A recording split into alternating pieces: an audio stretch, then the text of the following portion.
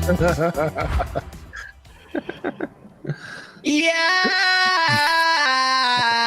Oh, how you've missed it. I heard you last week say I didn't use auto-tune, but I'm not gonna forget today. It's good to be back. Hey, everyone. Welcome to Go Live, the Saturday evening talk show where we get saucy. And boy, this week we're gonna get saucy. This is a mad week. This is a week that we have so much news. I don't think the last time we had this many news, I've got my topics here for quite some time. It's going to be an epic show. We've got returning guests, well, part of the Go team with a sexy beard, and we've got a debut from a good gentleman from the community, which I will introduce very shortly. Before that, for the new people, if there are any, hi, welcome to Go Live, the Saturday evening talk show brought to you by GameOnDaily, an independent platform, fully independent, with you can trust. Brought to you by GameOnDaily.com, a news aggregation platform, which is dank. And it's owned by myself and my good partner in crime, Asa. How are you, Asa? You missed me. I know you did. I was watching you from Malta. I was like, this sexy guy's killing it, even though Rand decided to scupper your show by doing his at the same time. Partner in alleged crime. We're not crime going on for real. Yeah, last week was a fun one, like running everything, keeping it going while you were gone. But you're back now. You can run your mouth. We've got two guests that can talk, so I'm just going to sit here and play games while you get on with it. Have fun. No. We're not doing this whole absentee Asa thing anymore. I was watching it. It was such a good show, and I'm going to definitely get you sourced up on these topics. But our guests are also going to get sourced up on these topics, and my headphones didn't work. It works. By the way, to anyone listening to us on Spotify and Google, do leave a review if you have time, and if you're enjoying the show, and leave some feedback. Be honest, as honest as you can be. Randall Thor! He says, hey, guys, it wasn't my fault. It is always Jez's fault. He always blames him. Before we get into these insane topics and developments, and there are many, let me introduce Hargeet! I missed you, bruh! Yeah. It's been a while. How have you been, man?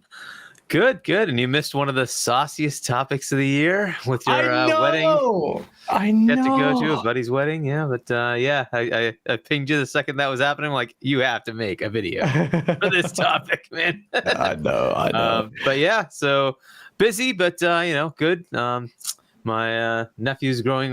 He's like a month and a half old, and so we're dealing with that fun stuff at home. So, but yeah, it's pretty good. Some interesting topics. Very interesting, and I'm really interested to hear your view on it. Yes, last week I didn't cover that crazy price hike, which a source video is coming. I promise you it's coming, a little bit late, but I've got 3 videos in the works at the moment. Last but certainly not least is the gentleman who I've had the pleasure of being on his show. It is Kay Asante, and you know he's going to bring the sauce. If you don't know who he is, you're going to find out. Brother, it's so good to have you on here. Welcome. How are you doing, man? I'm honored to be here, man. You know, if I wasn't in here, I'd be in the chat right now talking out, getting ready for the sauce. I'm here for it, brother. I'm excited to be here. You know, I appreciate you bringing me on such an auspicious occasion. This will be a time where I'll just sit back with the popcorn. I'm telling you. We shall see. No. In this podcast, we let our guests talk. I saw you where you were just. I see what you did there, sir. I see what you did there. Sauce. But yeah, no, absolutely. Before we do go into the topics, so very quickly, Asante, we always have this little custom of any new guests who do make their debut onto Go Live, find out a little bit about themselves, what games they like, what brought them into gaming and content creation. Tell our lovely viewers, please. Okay, well, let's see. What got me? What games I like? I like all kinds of games, really. I've been a gamer all my life. 41 years old right now. So, you know, been gaming ever since. Refined. As far as I can remember. I think the very first game I ever played was. It goes back and forth. It's either Chip's Challenge, for those who know, What? Or Tetris. Chips Challenge, yes. Do you know the game called Chips Challenge? Nope. Literally, back in like Windows, like 3.1, it was like DOS with a cover that looked like Windows. It has this thing where you're a little dude. You have to go find a bunch of keys and it opens doors. There are people in the chat going, "Oh my god, I remember that game." Look it up. In like 86, 85, my first experience with a game. So there's that, and then of course there's Tetris. So I've been in the gaming scene for a long time. Not fair enough. Yes. So I've been playing games all my life. I've been doing some tinkering here and there. I'm a bit of a techie, so I've been doing some for educational purposes only, some interesting things. We can talk about that later. But yes, as far as the content creation stuff, I've always been a member of the community. As you know, Mr. Boomstick Excel, shout out to Double Barrel Gaming and a few other community members. And at some point, an opportunity came about where Boom asked me to join him, and I kind of caught a bug, and ever since then, here I am. And myself and Mr. Everborn Saga started a few shows of our own that seem to be doing well. So I enjoy being. I love listening to gaming talk. I love being a part of gaming talk. I'm just here for the talk. Let's go for it.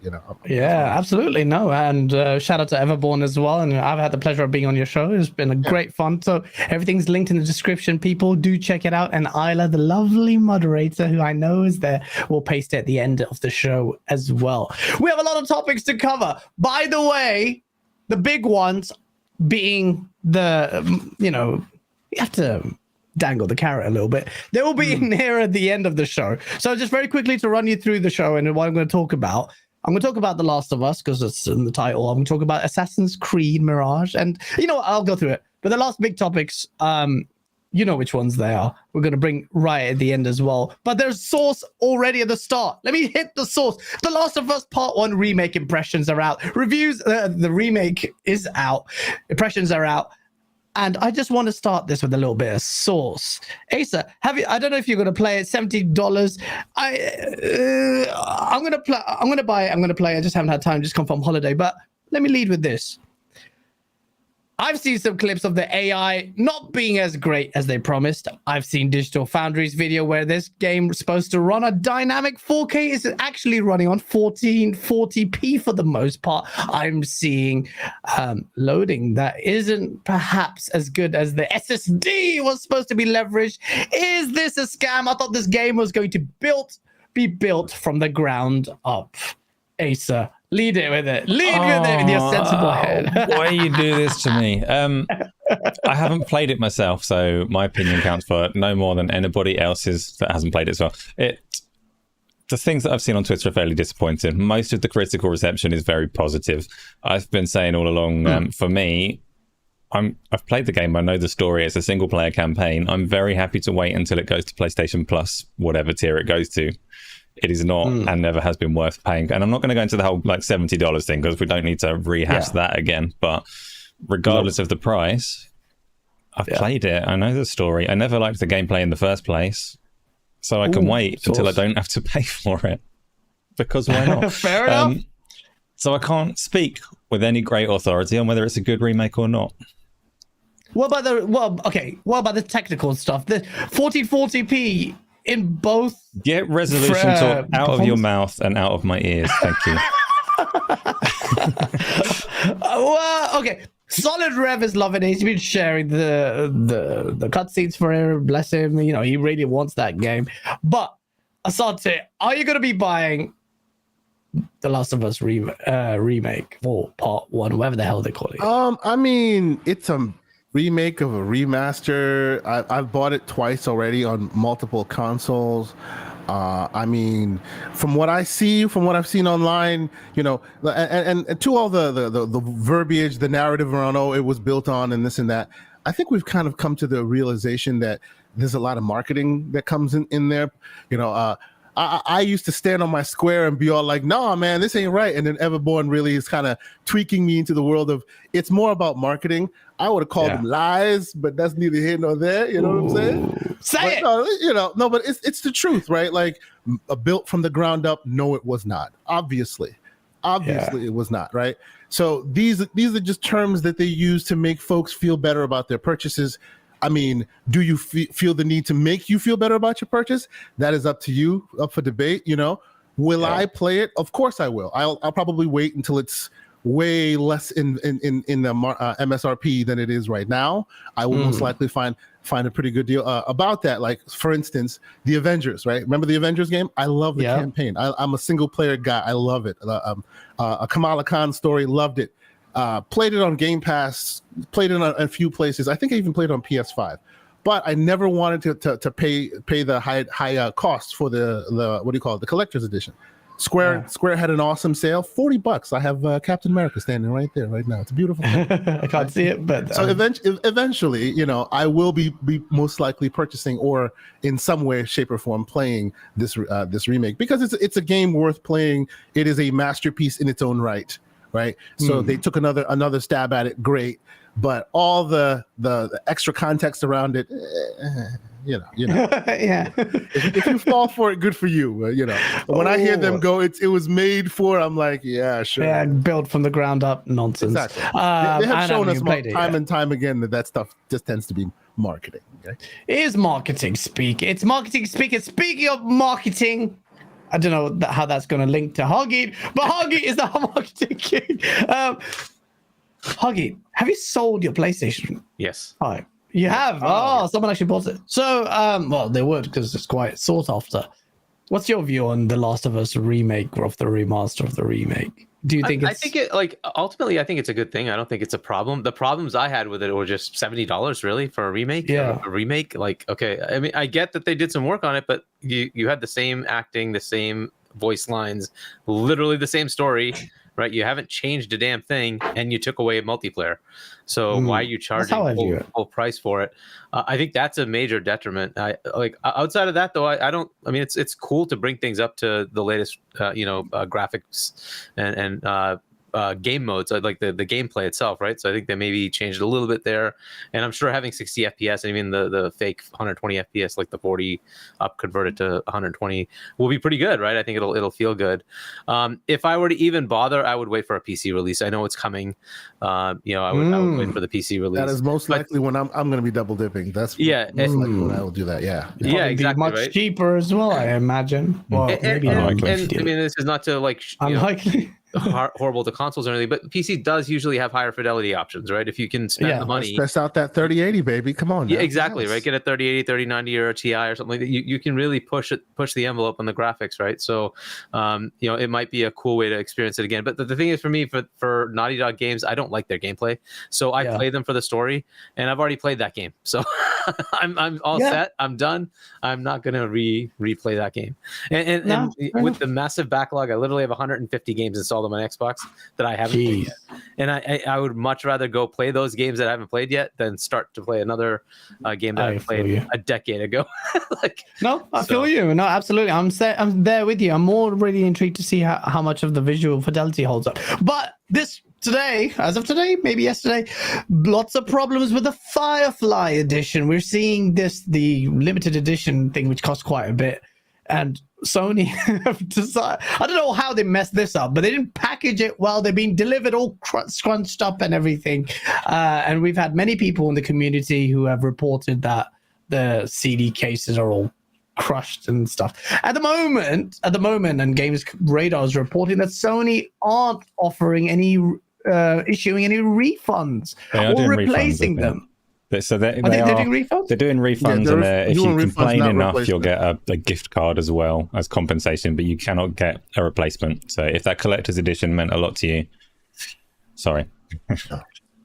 Well, that's the thing, though. The collector edition will meet to the kind of buyer that it concerns. It's going to be they're not going to be happy with a refund. They stumped up the cost for it, and right now the scalpers, as they are actively always on the lookout there, they're out on Enforce on eBay selling for some extortionate prices. People are buying them. Community isn't happy, as you would. So I don't understand. Where does the fault lie? Where would you say, Asantu, the fault lies in as far as that's concerned? Sony? I mean, I don't think it's necessarily Sony. The buck would stop with them, obviously, because it's their product that they're releasing out there, right? I mean, it's basically quality assurance somewhere down the pipeline, and clearly this is just not one or two. Like after Ainsley, a shout out to Ainsley Bowden from Season Gaming, after he posted his tweet, multiple followed up, showing basically exactly the same thing, right? You can take the small snipes here and there about them being cheap about their packaging, which that's an argument that can be made, of course, but still, by and large, it just seems like someone somewhere down the line cheapened out on this, and instead of getting caught in one batch or a couple of them, they let a bunch of them slip out. It didn't affect the entire first batch though, because there are folks that did come out to say, hey, mine did come out clean, but enough of them slipped through. I wouldn't necessarily like be on Sony about this. If I had any gripe about Sony about this necessarily, it'd be their return and replacement policies. Like I have been on that square for some time now. You know what I mean? Like support sucks, man. Sony support sucks. Ever since Cyberpunk 2077, I was like, yeah, I get why you took it off the store, but that's probably because they don't want any attention paid to the fact that the minute that a game sneezes on your hard drive, it's yours forever. Like, no, that's ridiculous. You know what I mean? Like, they know if you've played it or not, but they don't care. Like, that's weird policy. You know what I mean? So this is one of those areas where specifically the destruction or whatever, the how it showed up, it's a bad look. Just replace it real quick. It's fine, right? Absolutely. I wouldn't think that. I thought that'd be less to ask to get a good PR win, but hey, it is what it is. You know what I mean? Yeah. It is. I mean, we won't talk about damaged collector's editions. I don't really care that much about them, but it is doing the rounds, and it is not a good look for Sony. Whether or not it's their fault. It is what it is. Let me catch up with these super chats. Danny Passion Official, I've been I was going to say interacting with you on Twitter. I was going to say something really weird. Are you going to talk about Sony's CMA acquisition? What kind of question is I just messed up my stuff. My sound's all messed. Can you hear me? You can hear me. Yes, we hear you perfectly. You're fine. Well, my headphones just went crazy. Of course, we're going to talk about the CMA acquisition. Are you silly? I've also got a video coming out on my view on it, hopefully tomorrow. But my headphones really messing me up. I'm sorry. Deadly Headley, thank you for being a member for 3 months. He says, happy Saturday, GameOnDaily crew. Asa put on an awesome show last week. I know, I watched it. Hope you had a great time with all those dank Game Pass savings, Gaz. He's talking about my little video when I was on holiday. Yes, thank you, Microsoft. Although I just play multiplayer games and spend loads of microtransactions anyway. Untitled 27, thank you so much for the £2 super chat. He goes, Capcom shits all over The Last of Us 2 remake. So Randall Thor absolutely destroyed someone on Twitter or Ratio or whatever, or put them in their place, or just put some perspective on things. I think that's the better way to put it. They were saying, name me a better remake than The Last of Us. And then Rand goes, boom, Resident Evil 2. And then there was a really interesting thread there because there are quite a lot of remakes that don't charge $70 that have in this thread that Tony Hawk's Pro Skater 1 and 2, which I think I bought and need to install. Man, that's a great one. That game is amazing. Oh my goodness. And that deserved even a higher price, and they didn't charge a higher price for it. 2 games, proper remake, and that's from Activision, who is known to charge. Yes, that's right. That's perspective there. Yeah. Metal Gear Solid Twin Snakes on GameCube. Who remembers that? That was good. Yep. And I haven't played Link's Awakening on the Switch, but that's supposed to be quite good as well. So, yeah, no, absolutely. Thank you for that, Untitled. You're right. Red Wolf, thank you for the $5 super chat. Welcome back, Gaz. Asa, you killed it last week. Does anyone have any thoughts or expectations for Xbox at the Tokyo Game Show? By the way, Gaz is naked. I think at this point, everyone knows that. Let's quickly tackle that point. I think Wolong Fallen Dynasty may make a little appearance. When is Tokyo Game Show? Soon, like the 15th or something. I can't remember. Yeah. Is it? Oh shit. Okay, so very soon. Wolong, what can they show? I think they're taking Xbox is taking Japan very seriously. So what could they actually potentially show? Persona, obviously always come to Xbox, whatever. What can they show? I don't know. See, that's the 15 to question, 18. right? What can they show that's new that would excite people to want to, hey, this is awesome. Like, and I've had this conversation with some people before, and I've thought about making it a topic for a show one day, but like every time they show up at one of these events with the same stuff they've already showed up with at another event, doesn't it just kind of point the finger back at them, pointing the unfortunate gap of 2022 back at everybody's face? Yes. Like, maybe only show up when you actually have something to show. You know what I mean? Like, But at the same time, they can't let the steam go. And then of course Gamescom showed up and they did have some magic to show there. So all right, although again, that could have been all had without their 7-hour showing that they did that really didn't show much either. You know what I'm saying? The Gamescom show, actually, I know I missed last week. I actually thought it was quite Keely's stuff was great. Keely's stuff was absolutely great. It was absolutely great. Yeah. Opening so night. I just hope they have something to show here, because if it's more of like the stuff you've already seen, unless it's substantial, it's kind of like, we've seen that. And I know they're not speaking to the same audience over and over again, but it kind of feels like, if you're going to show up to these big like conventions, these big places, respect them like you do E3 and the Keelys. Give them something. And if you got nothing to give, then don't show. Right? Yeah, Nintendo doesn't show up and goes, remember us? Hi. Remember the thing we showed you before? Here it is again. When's it coming out? We still don't know. Like, come on. I to do that.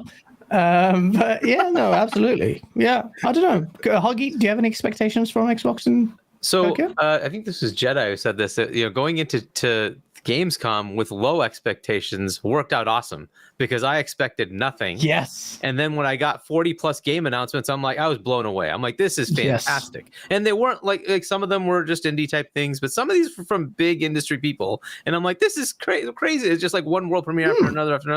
It was great. So I loved it. I'm kind of going in with the same thing here, though. I'll put like a little bit of or set the stage. That I believe Sarabon said they had 200 partnerships in Japan that they're going after. That was what, 2 years ago or something? Exactly. And some fruit from that should start coming up, right? So there might be a couple of these Japanese titles showcased, man. Right? Don't do it to me. You're gonna get me all excited. I'm gonna that's exactly my fear, right? It's like I don't want to get hyped for it. But it's time, right? If they have that many partnerships, especially if there's a lot of indies here, and I'm assuming there could be something they could show. And if they do have something to show, especially to that market, because that's the point, right? Is to start getting some momentum in Japan and Asia. Take advantage of it, right? They just did that partnership with Hideo Kojima. There's Wolong.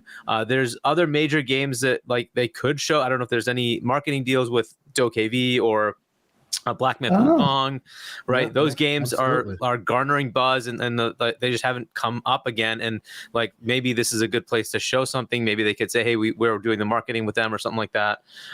So things like that, right? Asia-based games. Let's see what they can do there. But I think that 200 developer studios that they're working with, I'd hope there's something, a couple of them at least, that they could show something, right? That would be my expectation.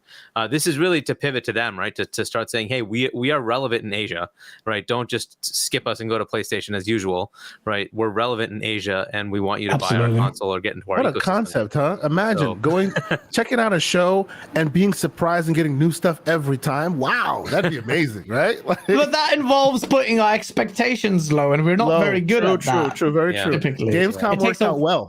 Gamescom worked out well because we had a few dud shows, so naturally we were. And then boom, now next year we were like, oh well, last year's show was great, so this one's gonna be now great. Gamescom's got a hill to climb, unfortunately for them. Yeah, that's right. Absolutely. And I'll point out one thing you didn't on the collector's edition thing. One thing that strikes me here is that we're seeing a pattern of nickel and diming that Sony is starting to do, and I'm wondering if it really is some sort of financial hit that they're taking that they're just not showcasing yet. Right. And if that's the case, because I mean, like if you're sending out a collector's edition, why would you cheap out on the packaging? That just makes very little sense to me. Right. I mean, I get it if it's just a stupid CD case, fine. But this is a collector's edition. You're charging extra. Yeah. Why would you cheap out? But they are cheaping out. And it seems very petty. They seem to be squeezing out, man. Put the price up here, there, everywhere. Let's skimp out. What's going on? PlayStation quality is going a little bit sauce. You're right. You're right. That's a good question, though. I know it sounds console warring, but really, that's a good question to have. Sony I mean, the place. I mean, we won't retread that, but that console price hike thing is balmy to me. Oh my god, I'm so salty. I missed that topic last week. But Asa, what's your take on Tokyo Game Show? You play all sorts. Are you expecting stuff from Xbox? So Xbox has said similar to what they said going into Gamescom, in that they're mostly going to be focusing on things that we already know about, but they did specifically mention Japanese partners as well. I wouldn't put it past them to just sit there and show Deerfield Chronicles that comes out this month or something like that, just to remind people that Xbox do have some of these games. I don't think they're going to have massive exclusives, but Xbox don't need to have massive exclusives in Japan. They need to have a share of the market in Japan. They need to say the games that you like, you can play here, probably, hopefully on Game Pass sometimes. So that's all I'm expecting. I don't think they're going to give us masses of new things to kind of digest. I'm also, like Hargeet did, I'm just going to look back a tiny bit. The Last of Us packaging, it's part cost and part environmentally friendly. They are trying to reduce packaging. What I'd assume happened here is a courier has thrown a couple of boxes around like footballs. They got a bit smashed up. Sony have taken some poor sap on their service desk or whatever, has taken a phone call, which is rare for Sony. They don't usually answer the phone, but they've taken a phone call and said, hang about, I literally cannot replace this product for you. It had a limited quantity. If enough people complain and enough people have problems, someone higher up than that person might be able to get another batch made up. But it is just more bad publicity that they don't need right now. Stop laughing. It is. No, carry on. I am stop laughing. Stop laughing. No, it is bad. It's a heaps of bad publicity on top of the other. And it's, well, there's been a mixed Sony news as well. Before I go into some of that mixed Sony news, let me talk about Assassin's Creed Mirage has been announced out of nowhere, although I may have known about it. Assassin's Creed Mirage is... I don't know if I'm not supposed to say. What we know is it's going to be shown on September 10th. So what are your thoughts on it? It's set in Baghdad, right? And exclusively in Baghdad. So are you excited for it? I don't know if I am really. I like it. What is this? Is it a reboot or remake of the first game, in my opinion, was my most favorite Assassin's Creed. Hollow Assassin's Creed game. But it touched upon the potential of Assassin's Creed, which then got bastardized by the Ubisoft formula. But I mean, maybe biased, but the Middle East set and just vibes with me. And I was like, yeah, bring it back to Baghdad. What's your take on it, Santi? Are you looking forward to this game? Are you an Assassin's Creed fan? Believe it or not, based on my play count and history, I am a huge Assassin's Creed fan. I wouldn't tell you that, but like if you check now I wasn't convinced until I played the hell out of Origins, like almost like 5-6 days straight. Like just loved the whole Egypt vibe. I dug it. Bayek was my man, the whole thing. And then as soon as it was done, and I was like, okay, that was 100 and whatever hours of my life I'll never get back. I'm happy. And then Odyssey showed up, and then put a whole bunch of hours with Cassandra into that as well. So I really do like those games. Funny enough, I like what it was, and I also like what it's become, with the exception of, including the fact that they've stripped away the Animus stuff more and more, because that stuff stuff? Animus, the Animus. I thought you said something else there. Animus stuff. Oh, no, not the Animus. Excuse me. Let me hit my button. Excuse me, man. No. So now, exactly. Thank you. Needless to say, so I for one like what I also think Assassin's Creed 2 is like really awesome. I liked 1. I still play it on the Series X. I like the res boosted FPS boosted version of the old ones there as well. But what I do think is might be a concern though that you raise, Gaz, is you think the old school ones are the best. With Mirage, I hear that they might go back to the fundamentals of it, and I'm not sure that OG Assassin's Creed will do well in today's world we see ourselves. I feel like that Assassin's Creed 1 and 2 was great in its prime because it was at that time, and now it may be like, well, where are all these other systems that we're used to now? You know what I'm saying? So I'm excited because I can say whatever I want, but I always end up playing the hell out of all the Assassin's Creed games. So and I've done a few background tests and stuff for Ubisoft, and what do they throw at you? Assassin's Creed games. So I have a lot of Assassin's Creed games, so I enjoy them a lot. So this stuff, I'm looking forward to it. I hope it's not that direction that we kind of were unfortunately hearing they were going, were more in the charging you just to change your skin's direction, because it started heading in that direction towards Valhalla, right? It started going that way. In Odyssey, you could change anything you wanted. You had all the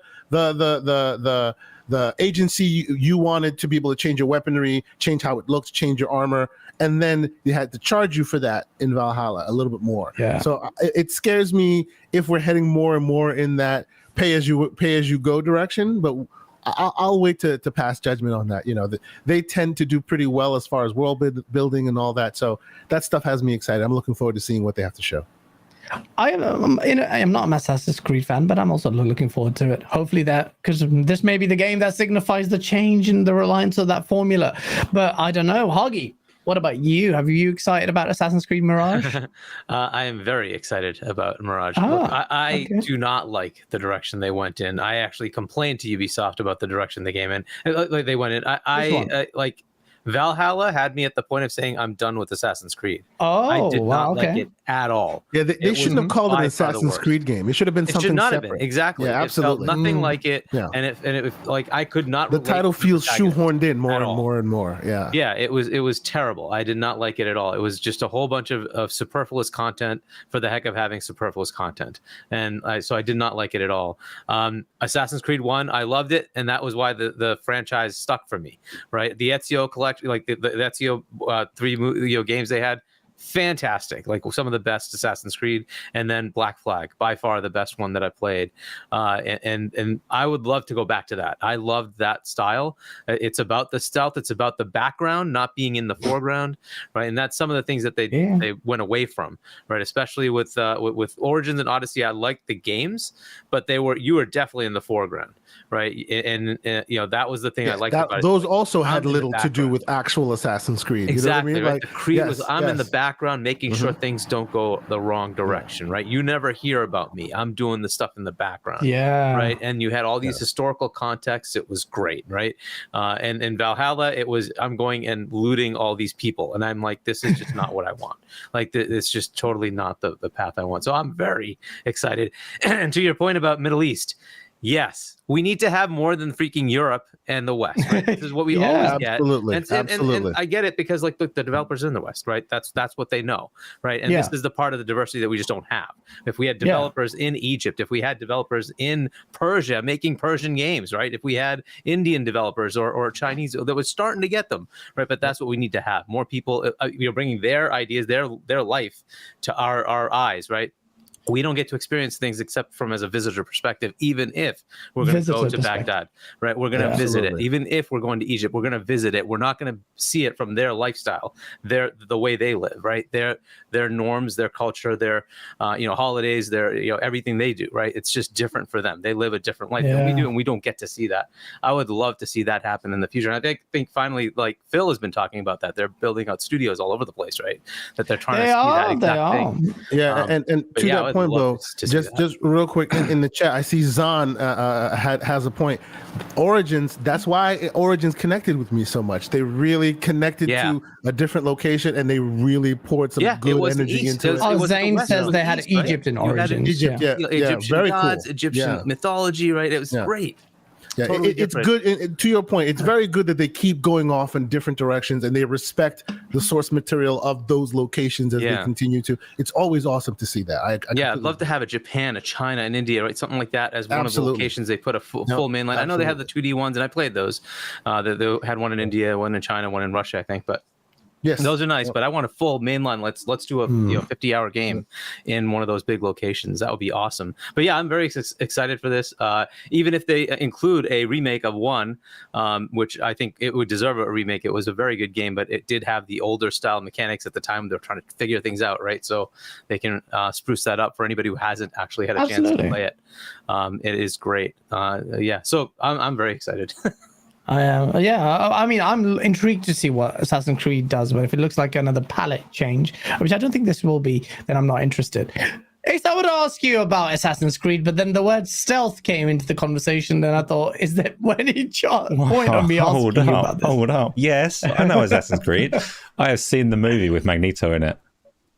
It wasn't that good. It wasn't that good. Come on, that was terrible. What's wrong? Well, you say that as an Assassin's Creed fan. I say that Assassin's Creed, like Gaz rightly says, started its life as a stealth game, and I have never had any interest in stealth games. So I didn't pick up the series at that point. And as you rightly say, I know full well that it deviated away from it at some point. It branched and became a Ubisoft action open world game, which is my other least favorite part of gaming. So no, I don't really care. Like, they can't hurt me with Mirage. I'm immune to any damage they could potentially do with that series. They can fill it with free-to-play microtransactions, and I've lost nothing because I'm not an Assassin's Creed player. So yeah, maybe I'll be surprised. Maybe it'll be brilliant for me. Maybe it'll be my first one. Ooh. Well, I don't know. Let's see what they show. It's not long. 7 days to go until we get to see what this game actually looks like. This week, consolidation more, maybe in a slightly different way. Sony bought 14% of From Software shares, along, I think, with Tencent bought some as well. They own like 30 or something. 14% of From Software, the geniuses behind Elden Ring, of one of many games. What does that mean? What does that mean, Hargeet? Why do they buy 14% of From Software shares? Why not more? Can they afford it? I thought you said they were poor, yet they use that $70 price to buy some shares in From Software. This is the part that gets confusing, right? Let's spend $4 billion in buying Bungie, one studio. Okay, cool. Let's go buy a stake in Epic. Let's go buy a stake in From.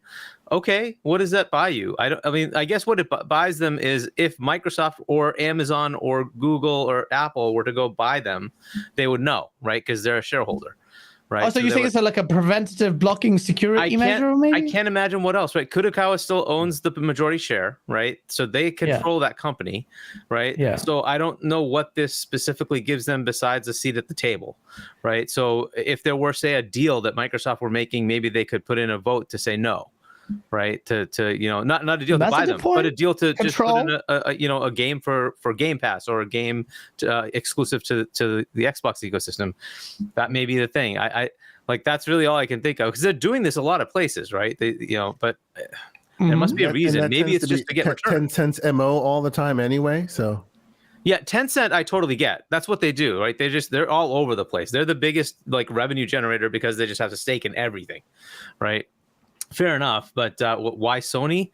It might just be they want to make money. That could be it. They just and if Elden Ring 2 comes along, it'll just make money, and they're just looking for a return, right? That's a possibility, right?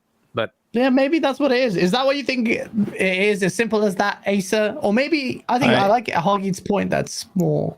I want to follow up on that though. So if they are speculating that the value of those shares is going to increase, do we see that? Can From Software go up from Elden Ring? What do we think? I don't know. That's a very good one. People keep making. Yeah, seems. Yeah, I mean, they could make another game that could sell Elden Ring 2. Right? But could it do as well as far as critically be that ridiculously awesome? I don't know. It is possible they just come up with yet another game like that, right? So if they did an Elden Ring 2, generally speaking, that probably won't get the same critical response, right? Because it's a second. But it might get more money because now you've pushed Elden Ring to the masters. Right. Now they know it's the Elden Ring 2, even if it's not critically a 97, whatever ridiculous meta, could still sell more. Might have more eyeballs on it just inherently because of the brand knowledge at that point. Understood. Yeah. The brand has been established. Yeah, absolutely. Yep. But yeah, other than that, Asa, do you think it's just money, or is it blocking, or just future-proofing your business? I suspect money. I suspect it's just having fingers in as many pies as possible and a seat at the table. My thing with Elden Ring is that game had such a massive impact when it released that I don't think they could repeat that with an Elden Ring 2, because I think a fair portion of the people that I agree. bought into Elden Ring, like Hargeet, you didn't like it, did you? Is that right? Am I remembering correctly? But I finished it. Okay, you loved it enough to finish it. Would you want a sequel? Possibly.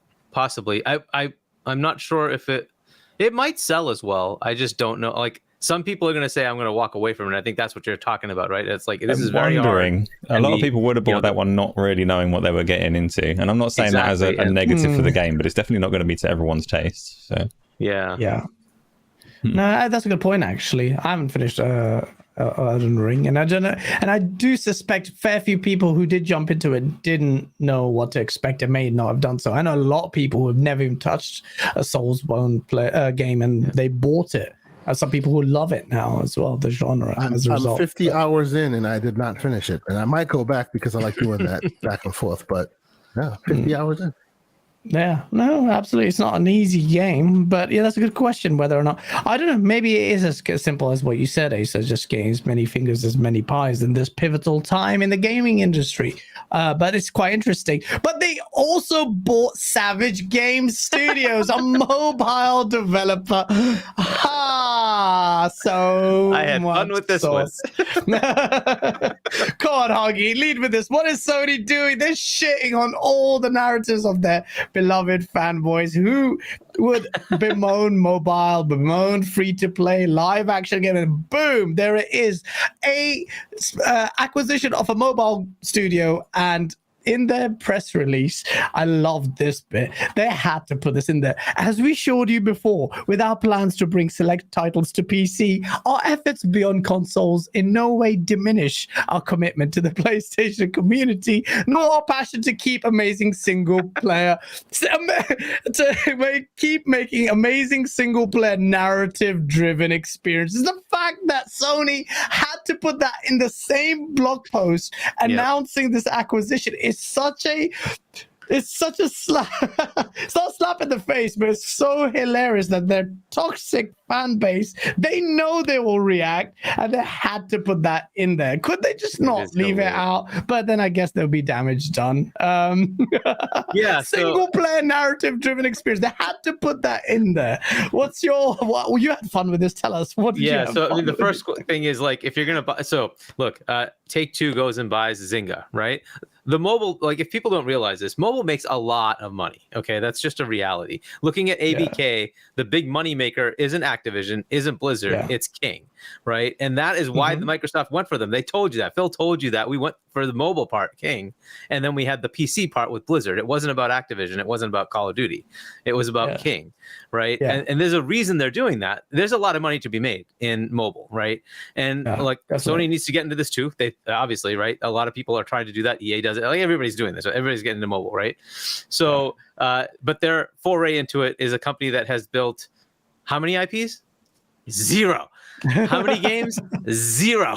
I'm like, okay, so you bought a company that gave you what exactly? Take-Two, we're getting Zynga. Microsoft, we're getting King. Their answer to this, we're getting Savage.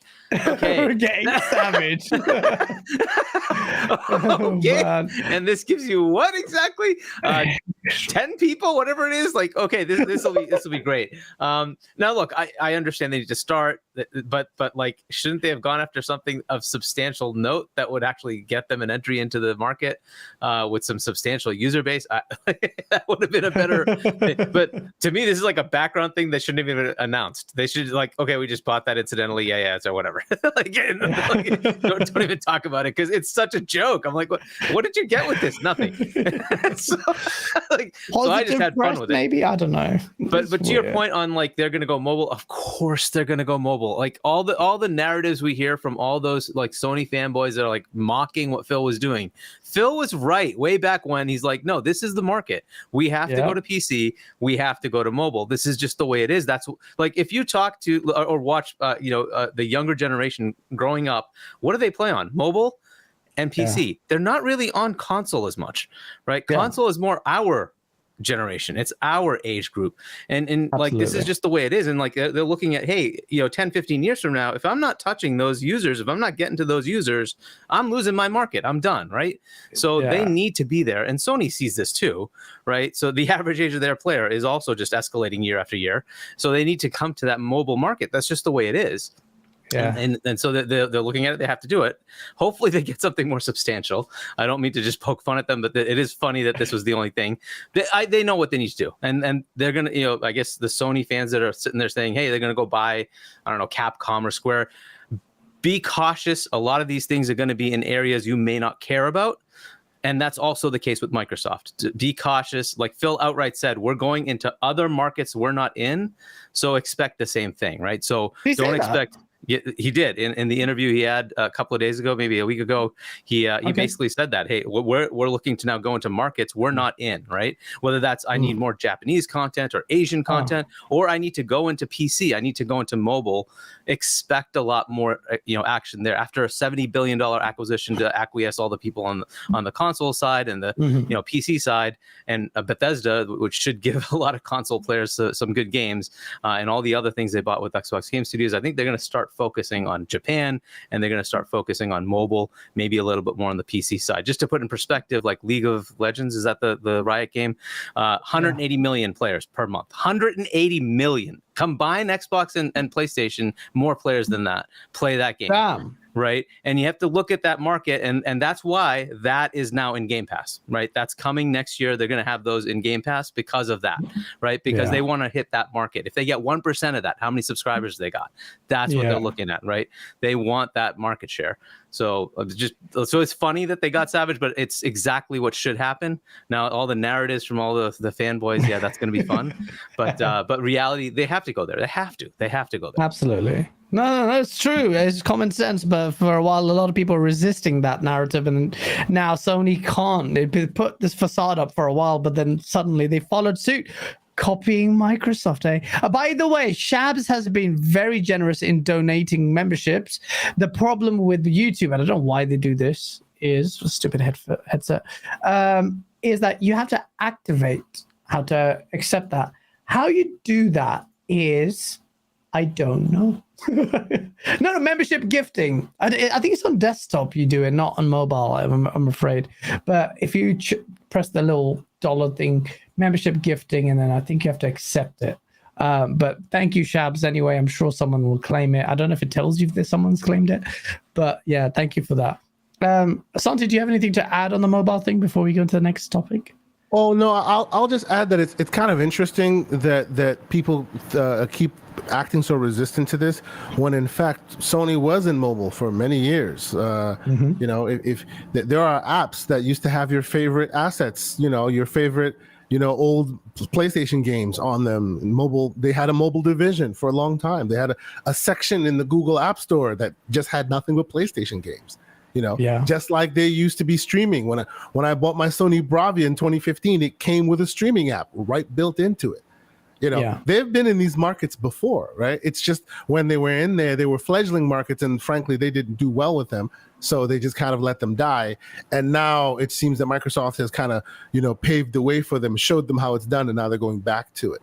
So the idea that, oh my God, they're not going to go, absolutely ridiculous. And besides, why the hell don't you want them to go into mobile? Like, what's the problem there? Like, so that you can then play Parappa the Rapper while you're waiting at the dentist. What is your issue? There's nothing wrong there. You know what I'm saying? Like, come on. Well, their own statement actually covers it that well. They had to reinforce the whole, narrative about, hey, we're not forsaking you core gamers that do our marketing for free all this time.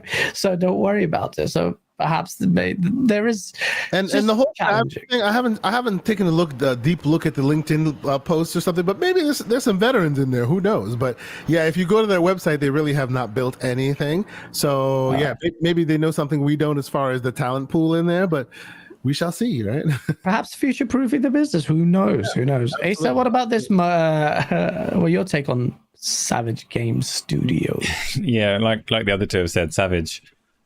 They can't have spent a lot of money on this because they don't own anything. So it is going to be to do with personal connections at the studio. Sony obviously need people to make these games. They've said ages ago that they want to bring their big IPs over to the mobile platform with distinct mobile games, which is an interesting thing because mobile gaming, and in terms of Microsoft and Sony and anybody else reaching into that market, that's kind of two-pronged because you can make native mobile games, but obviously cloud streaming is also reaching into that same market, or they want it to reach into that same market. So two-pronged approach to mobile gaming. Both of them are going to chase it big. There's loads and loads of money there. We all know it. So where else are they going to go? Phil Spencer talks about 2.8 billion players right now playing games. They expect that to increase to 4.5 billion by the year 2030. A hell of a big chunk of that is mobile. So it is going to hurt us a little bit. So imagine an E3 show where they're like, well, actually, 70% of our revenue now is mobile. So we're going to show you a load of mobile games on the E3 stage. That'll be a terrible thing for us. I don't think it'll come to that because E3 is a very specific event for a very specific audience. But internally, Microsoft are going to have and Sony are going to have a big eye on what's going on over there.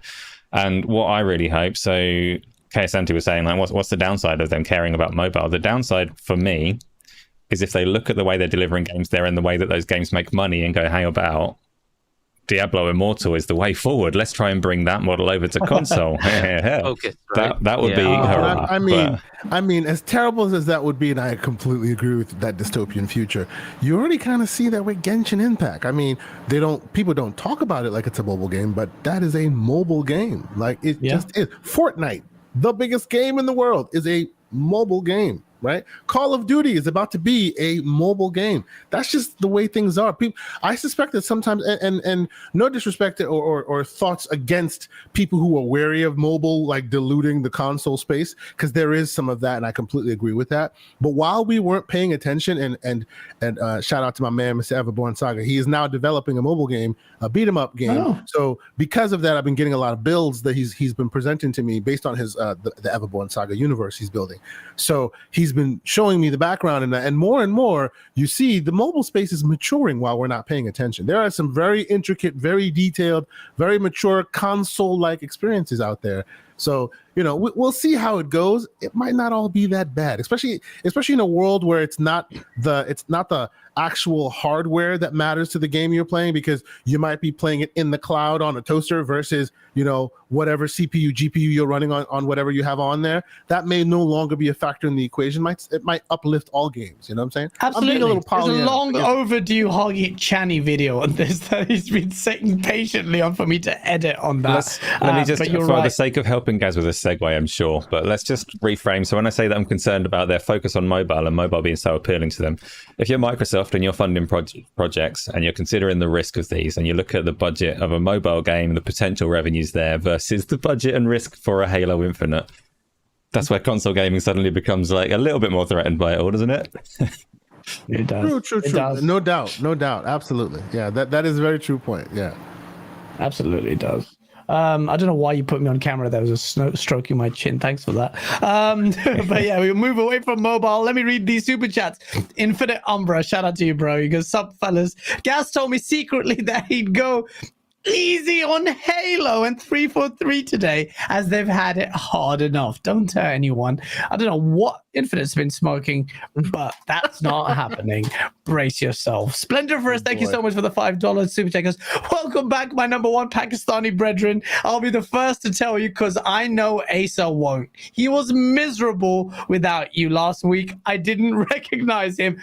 Facts, I know it. I could see it in his eyes. He missed me royally. But shout out to you. Face 23, Brooklyn, New York. I could have guessed this tone of the super chat. Thank you for the very generous $20 super chat. You guys with a copy Microsoft, Sony. Sony was the first to go with cloud gaming and a streaming app on TVs. Sony did mobile games a long time ago. You're right. But it did what Sony does well. Do a basic bitch attempt and then give up. And then someone else does it properly, and then they do it properly. Be honest with me, Face. Do you really think cloud gaming, Sony did it better than Microsoft? Do you really think they did mobile gaming as well? Do you think their subscription services, because PlayStation Now was their beast, right? They let out with a gate. Look how that panned out. They're now citing that Game Pass has a sub-market of 60 to 70%. They copy Microsoft in the execution, and they have these ideas which aren't wild ideas. But I will say this, in the VR space, I will always give Sony props. They've done it twice. They've committed to VR, and I respect PlayStation for that immensely, because that is where PlayStation is taking risks. Even though their hardware was absolute garbage the first time around. Sorry. The first PSVR, I haven't tried it, but the second one looks mad. Second one looks mad, bro. PSVR 2's, I don't know if the games are going to be good. I'll give you that. Yes. Eye tracking. 2 looks great. It absolutely does. The controller, yes. That is something I really want to look forward to. I hope they have some big games, and the messaging sounds all right as well. The PSVR 1 was coming out. They were like, I think it was Shu Yoshida said, like, they're going to be more. They're not full-fledged games, and I'm kind of hearing something that's slightly experiences. Different. Yeah, but this is yours and Ace's domain. So but we won't talk about VR too much. Our fans will, or our viewers, sorry, will fall asleep. 99 Rookie Charity goes next. Thank you for the $2 super chat. Goes next. We see Microsoft either get Warner Brothers or Paramount. Are you just? Well, how much does Microsoft have to own for you people to be happy? Everyone wants more and more. Just pray ABK goes through first. Gunstar, thank you so much for the £2 super chat and for being a member. I see that blue badge. Game Pass mobile incoming. I think that's what xCloud is really. But as far as Game Pass, I think he means mobile subscription of Game Pass. Mobile subscription for Game Pass. That one would be tough to do because of the contracts with Apple and Google, right? Because their store would also have those games. That would be a tough thing for Microsoft to pull off. So streaming from cloud is one thing. Actually playing a mobile game that's sold on the Google store or the Apple store, that's a whole different kit. It's going to be a problem. Especially when most of those games are free. Like, it's hard to ask people for a subscription price to play the free games. Yeah, absolutely. Yeah. So well, maybe, but you know, the way Apple's been successful at it. You know, believe it or not, Apple's been eating a chunk of the market with the Apple Arcade. You know, they've been doing it. It's like 12 million. Have they? They've been quite successful. Oh yeah, they're quietly chomping at the bit, like eating the money. Like, seriously, for sure. Yeah, but Apple users are mugs though. No, they just buy anything. I might get an Apple phone next year. I'm bored of Android. I've never had Apple. Danny Passion Official, thanks so much for the $5 super chat. Goes, hey guys, I got my email to buy my Steam Deck. I never played on PC before. Do you think it's a good idea when I mostly play on a Series X? Good question. I think a big chunk of the enjoyment you might get if you're into it is emulation. But Asante, you know all about the Steam Deck. Would you recommend it to Danny? You will, like, if you are an Xbox gamer and you want to stick, let's assume you want to close your eyes to every other thing. You will install the browser. It'll take you a little bit of tweaking. Hopefully, by the time you get your hands on it, Microsoft has released an actual app for the thing, because right now it's a little bit of pain in the butt. Not much, but just a little bit. After that, you will enjoy xCloud on this thing as if that's what all it does, and you will be happy and not having a single issue. Now, once you want to delve, it's really good, and the latency is unbelievable on that thing. It's almost like you're playing it native. It's very good. It really is. It is very good. It is very good. Now, of course, you know, if you want to start delving into other waters, you'll find that there's just so much to it. And, you know, PC gaming, you know, some people go PCMR and all this stuff. PC is the most inviting, most easy to get into thing, especially nowadays, that you could get into. Seriously, you know, Steam is throwing games at you. They're throwing games at you. All you got to do is pick the right moment. They're throwing games at you. At any given moment, any given day, there are games out to be gotten. I was talking about Assassin's Creed Origin. If you are a Prime member, it's free. Go get it. Why? Yeah. They just wanted to give it to you. You can just download that thing. Play it on your new Steam Deck. These are the things out there. Talk to the community. There's always people ready to help you. You know, holla at me. Find me on Twitter. I'll help you through anything you need. It's very easy to get into. It's really fun. Yeah. And speaking of that, it's a great machine. I took it on holiday. I played a little bit of Mad Max, but I was getting lit most of it. Most of the time, as you can tell from my voice. Shabs Inevitable, thank you for the £2 super chat. Goes, PSVR 2 has failed already. It's tethered. I do think the tethering is really annoying. What do you think of that, Asa? What is your idea? What are your thoughts that consumers think, hey, if a new headset comes out and it's tethered, it's an auto fail? What is your thoughts? I agree that it is massively disappointing. And I sincerely hope that Sony have plans to do something else. I've played with wires for a long time, and now I've got used to playing without them. That's there now. That's where we are with VR technology, so they shouldn't really be releasing them with wires anymore. That's my thought on it. I think I'm close to you on that as well. Like before, I was more bullish on, you know what, calm down. If you want the games to look amazing, then you want that the highest bandwidth possible, and that means a cable, you know. But although I say that, I can't say that with my full chest, because even on PC now, there are third-party applications, shout out to you, Virtual PC, and a few other things, that can literally mimic that wireless experience from your PC to like a wireless headset, a VR headset, to the point where you're almost fooling it, and it's almost one-to-one. It's perfect. So if they can do that, Sony should be able to offer you something similar. So we shall see what it looks like when it comes out and how the cable is and all of that. We shall see. So for people that don't use it, and I know VR turns people away, so I won't speak for ages, but if you've got the Quest 2, the Meta Quest 2, and you're using Airlink, the technology in that thing, the wireless technology, is inferior to what the PlayStation 5 has, and it works wirelessly perfectly. It's so good. Yeah. So Yep, absolutely. Oh, really? Absolutely, oh, yes. Wow. And even the third-party software, Virtual PC, that was there before Airlink, that worked on old Wi-Fi technologies. People keep saying they recommend you use Wi-Fi 6. True, it makes it work better. But even Airlink will just, because the ones that Oculus will give you, they require certain metrics, and when you don't hit them, they'll say, hey, you shouldn't do this. Airlink, PCVR will just let you do whatever you want, and it works perfectly. I know people that have played all the Steam games using their virtual headset for that purpose, and it works. So I might actually finally use this using Airlink and not just for porn. Use that. That's right. Not just for porn, he says. Okay, good. Damn. Shout out to Purple Tree Folk. Thanks for being members. Don't have anything important to say. Just want to say great work on all the videos. Thank you every week. Highlight of my Saturdays. I hope you don't share your headset with somebody. That's gross. Nope. Nope. Unless they want their DNA on their face, they will not want to wear that. Okay, Saturdays. This is not like Boomstick Show. What are you talking about? No, I'm here for the sauce, baby. Let's go. Well, no, not that sauce. What did you just say? Wow. Okay, that's a bit crazy. Okay, shout out to 430 people watching. Smash that like button if you're enjoying it. We're getting into the main topics. It's coming. But before we get into the two big saucy ones, this is a pretty big topic. Xbox Game Pass is a difficult model for Callisto Protocol. Hargeet, I want your brains on this. This is what they said. You play through once in Callisto Protocol. This is their quote, the devs quote. I think those services are built towards some of the more open world style and repetitive multiplayer games. I think games like that survive well on that service, Game Pass. As an independent third party, it's really hard to make a linear third-person game work with those services. I'm not saying never. It's hard financially to make that work. So that is an odd. A lot of people have been saying it. People have been saying, a lot of like detractors of Game Pass will say, well, how do single player games work? Ace has also said that the model will perhaps. No, I have to stand up for myself. There's things about the AAA space that I can understand when Sony say that their model of games won't work, but I absolutely don't say that single player games can't work.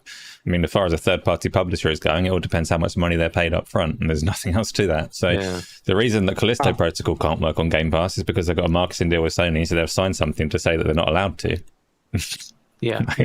Beautiful. Couldn't have said it better myself, good sir. Indeed. Yes, because like you're saying, Asa, in a world where they can handle, there's so many deals that end up in Game Pass that you tend to hear after the fact, right? Yep. In a world where they get a lump sum up front and or unique players for X amount of months, that could fill enough of the gap to make it worth it for them. Not every game is repeat player or retention or something like that. Not every game on Game Pass is a multiplayer game. You know what I'm saying? I would say, so that in not particular, every deal though, fits that frame, to particularly answer what he's saying though about single player linear games that you play once not being suitable for Game Pass. It's like, how the hell is that suitable for 70 quid if you're going to play it once? How is that more suitable to buy it? Exactly. Yes. So it's like we're ready to take your $70 once, but in a subscription service, you might notice that this is a problem. Like that doesn't sound correct. I mean, Asa's got it right. Yeah. This is a marketing thing. They've got a clause that says they can't do it, and they don't want to say it. I think Asa, exactly the same reason why you heard Epic say that these demos are built from the ground up for PS5. The Unreal. That's the same reason why you're hearing this now. Well, I will be less insidious in my thoughts about it. I think perhaps it's maybe short-sighted in the sense that they didn't talk about any future content. You could also put it on Game Pass and have DLC that you pay for, which has been quite successful. Is Callisto Protocol not going to have any support after the fact, after its release? Because that's the kind of thing I'm gleaning from this kind of statement. Well, if you had thought about it, is that an indication that we might not get any future content after the base game's released? I don't know. Maybe it's a wait and see. Well, I mean, it also presumes that there's one model for Game Pass, and that we know that's not true, right? Exactly. They've come out and told us that each deal is its own thing, and they're working out the models they can use. And if Callisto wanted to be there, they'd work the deal. They'd make it work. So I don't see that being the issue, right? It's not like you will only get X amount. I mean, they paid $600,000 for a cooking simulator or something like that, right? Yeah, I know, and that was years after it came out, right? So don't tell me they wouldn't have offered a good amount for Callisto Protocol. They would have, and there would have been some, per player something. You hit 1 million players, you get this much, whatever, right? So I'm sure they could have worked those deals. That's really up to them. So, but this is Ace has got this on. It is basically just they have a marketing deal with Sony. So I will say, like. Because I'm not insidious either. Like, I understand if they are not getting enough money. The thing is, if it's a single player linear game that you play once, the deal is relatively simple. So if they're saying we can't lean on DLC, we can't lean on microtransactions, what we're getting is the upfront money, and that upfront money isn't as much as we think we're going to get selling the game.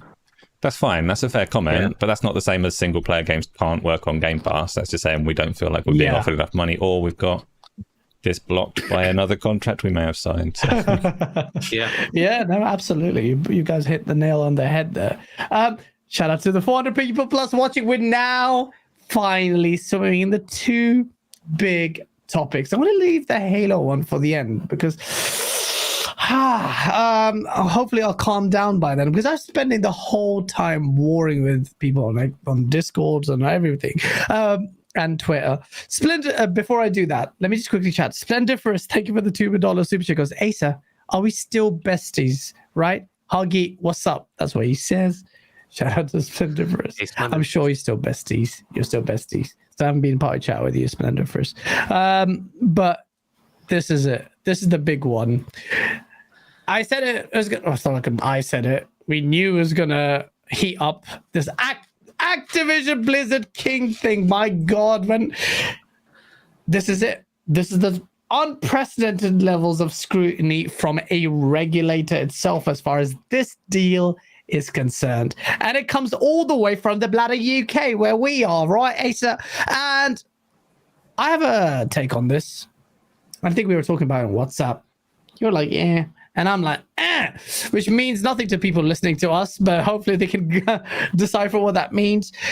The Competition and Markets Authority confirmed that it's opened an investigation. They did their phase 1 investigations, and I've got a video just on it, so I've got a shit ton of notes on it. But let's summarize in their press release. Saoirse O'Carroll, Senior Director of Mergers at CMA, says, following our phase 1 investigation, we are concerned that Microsoft could use its control over popular games like Call of Duty and World of Warcraft post-merger to harm rivals.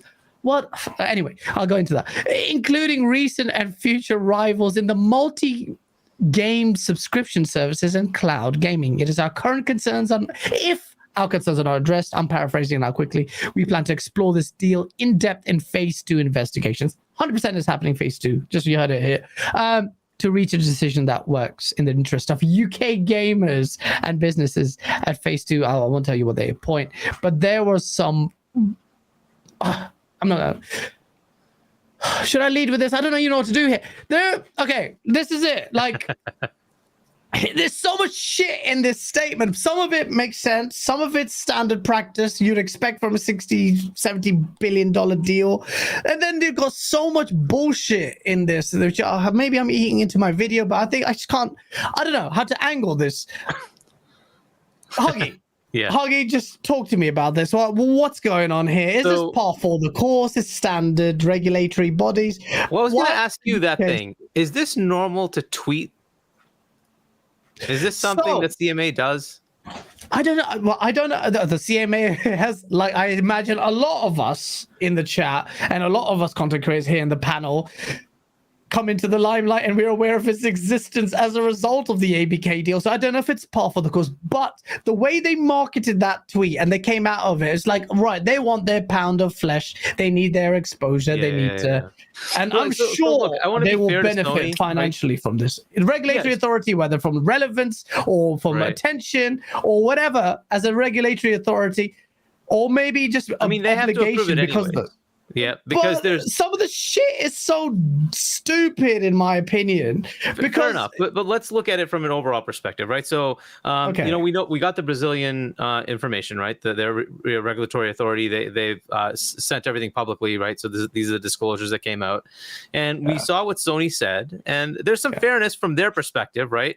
Granted, they have a pretty high market share. I would say monopolistic market share, but let's put that aside. They have a pretty high market share. They're the leader in the AAA game space, right? So for them to then be concerned, okay, yes, that's great, but the regulatory authority is saying, well, hey, you know, it needs to see, hey, there's competition that's trying to come up to your level, right?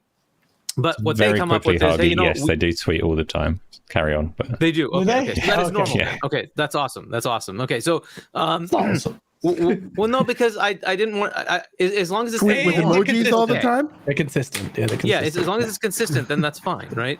So Do they tweet with emojis all the time? Do they use emojis? Probably they did. They had a lot of emojis. They had a lot of emojis. Unusual amounts. So should Sony try to leverage, you know, the government authorities to their advantage? 100%.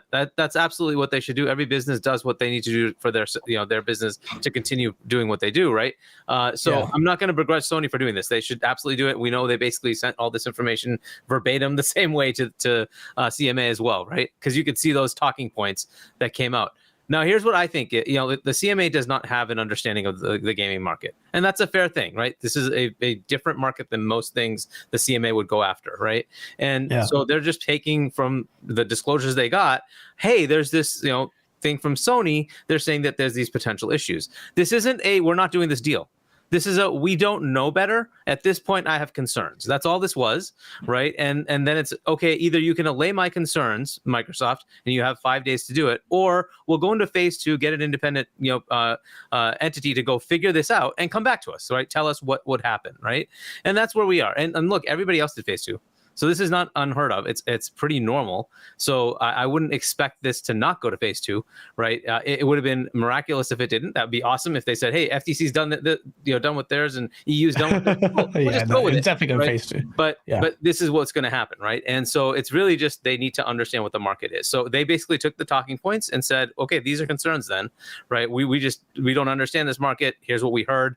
Let's go look into it," right? Well, and I don't know if the framing was like you were suggesting it. We don't understand this market. Didn't come across that at all. In fact, it was clause 25 of their submissions. This is the one I really take issue with, because it looks like they copied and pasted Sony's Brazilian, literally verbatim. Verbatim. And for those who haven't read it, let me just give some context. Let me read out what they said, and I'll try and paraphrase it because it's long. The CMA gathered substantial evidence from Microsoft, ABK, and third parties to assess the significance of ABK's game portfolio. The evidence consistently pointed towards ABK's content, especially Call of Duty, as being important and capable of making a material difference to the success of a rival gaming platform, PlayStation. ABK invests significant time, these titles require thousands of developers of several years to compete, and there are very few games like it. This is the bit. The CMA believes, and this is the bullshit point, is the CMA believes that the merger could allow Microsoft to make ABK content, including COD, exclusive to Game Pass, which they actually responded straight away about 45 minutes later that, or an hour, if I recall correctly. Phil Spencer did his blog post. He said, and he made it very clear that in fact, I've got it here. Where is Phil Spencer's response? That's why, as we've said before, we are committed to making the same version of COD available on PlayStation on the same day the game launches elsewhere. And then there's a slant there, mobile stuff. But the CMA, where was that point where they were literally were saying that they are concerned that it would harm its rivals? But that's so here we go. Yeah, but that's bullshit. But that's obvious. Right? Yeah, that's obvious. That's the whole point of any... doesn't mean you have to safeguard Sony. Right. If there's more competition, so what?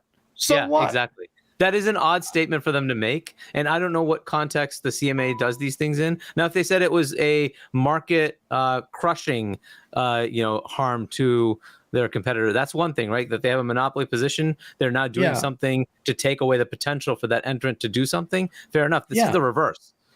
PlayStation has the dominant position, right? So this is the reverse, right? So for them to harm them is exactly the point. That's the point. That's the whole point. You spent 70 billion and bring in more competition. Yeah, exactly. To the existing leader. Dislodge this market share. They say the CMA is concerned that having full control over this powerful catalog, especially in light of Microsoft's already strong position in gaming consoles, third place, operating systems and cloud infrastructure, could result in Microsoft harming consumers. Where does that come from? By impairing Sony's ability to compete. How? And they should never be looking at one competitor. That's another thing that's very weird, because it's really gaming as a whole. Sony is not the only player in gaming, right? So if Sony is harmed, that in and of itself is not the end of the world. If everybody is harmed, that's a problem, right? Because you own the market, right? But they also view cloud in this statement as this separate entity, like as if it's its own thing and not in gaming. So they've got console gaming as one thing, cloud is another thing, and then subscription service is another thing. All of which, by the way, have competition, right? So absolutely, Sony being one of those competitors, but there's others too. But No, but sorry. I can rant about this all day, but I'm mindful of the fact that Asante, you've been sitting there very patiently. Asante, what's your take on it, man? Like, I know it's the CMA that's going to do their job. It's a regulatory body. They have to do their due diligence. But some of the logic behind it, just like, what do you think absolutely. about it? So, okay, let's level set some things, right? When Microsoft set their target, they knew what they were doing. People were like, it's going to get done early. They knew what they were doing. How did they know what they were doing? Even to a lesser extent, when they set this target in Bethesda, they were right by a week, almost 2 weeks. Yeah. Right when they said it would be is right when it happened. So I think they knew there would be some regulatory pushback along the way. Okay. Now on my show with my partner, we love to swim in conspiracy theories, right? We read the tea leaves and we swim in conspiracy theories. Here's one I have for you. Okay. Based on all the information we have today. All right. Yeah. Jim Ryan owned the UK. Am I wrong? He served the UK up. Jim Ryan owned the UK. For Sony. The Queen. For Sony on a platter. For Sony, as far as sales and marketing, and he's the UK boss, right? Yeah. For Sony, right? When Microsoft went to announce that they're doing this regulatory, they're buying this stuff, do you think the first time the FTC heard about it was when Microsoft announced it? Or they had some people on speed dial they talked about before this was announced? You guys are really swimming the conspiracy source. Well, follow me. No, it is very true that why would you think that's a conspiracy? As a multinational business, you must have friends in high places. I'm not saying. You mean consult them at the FTC?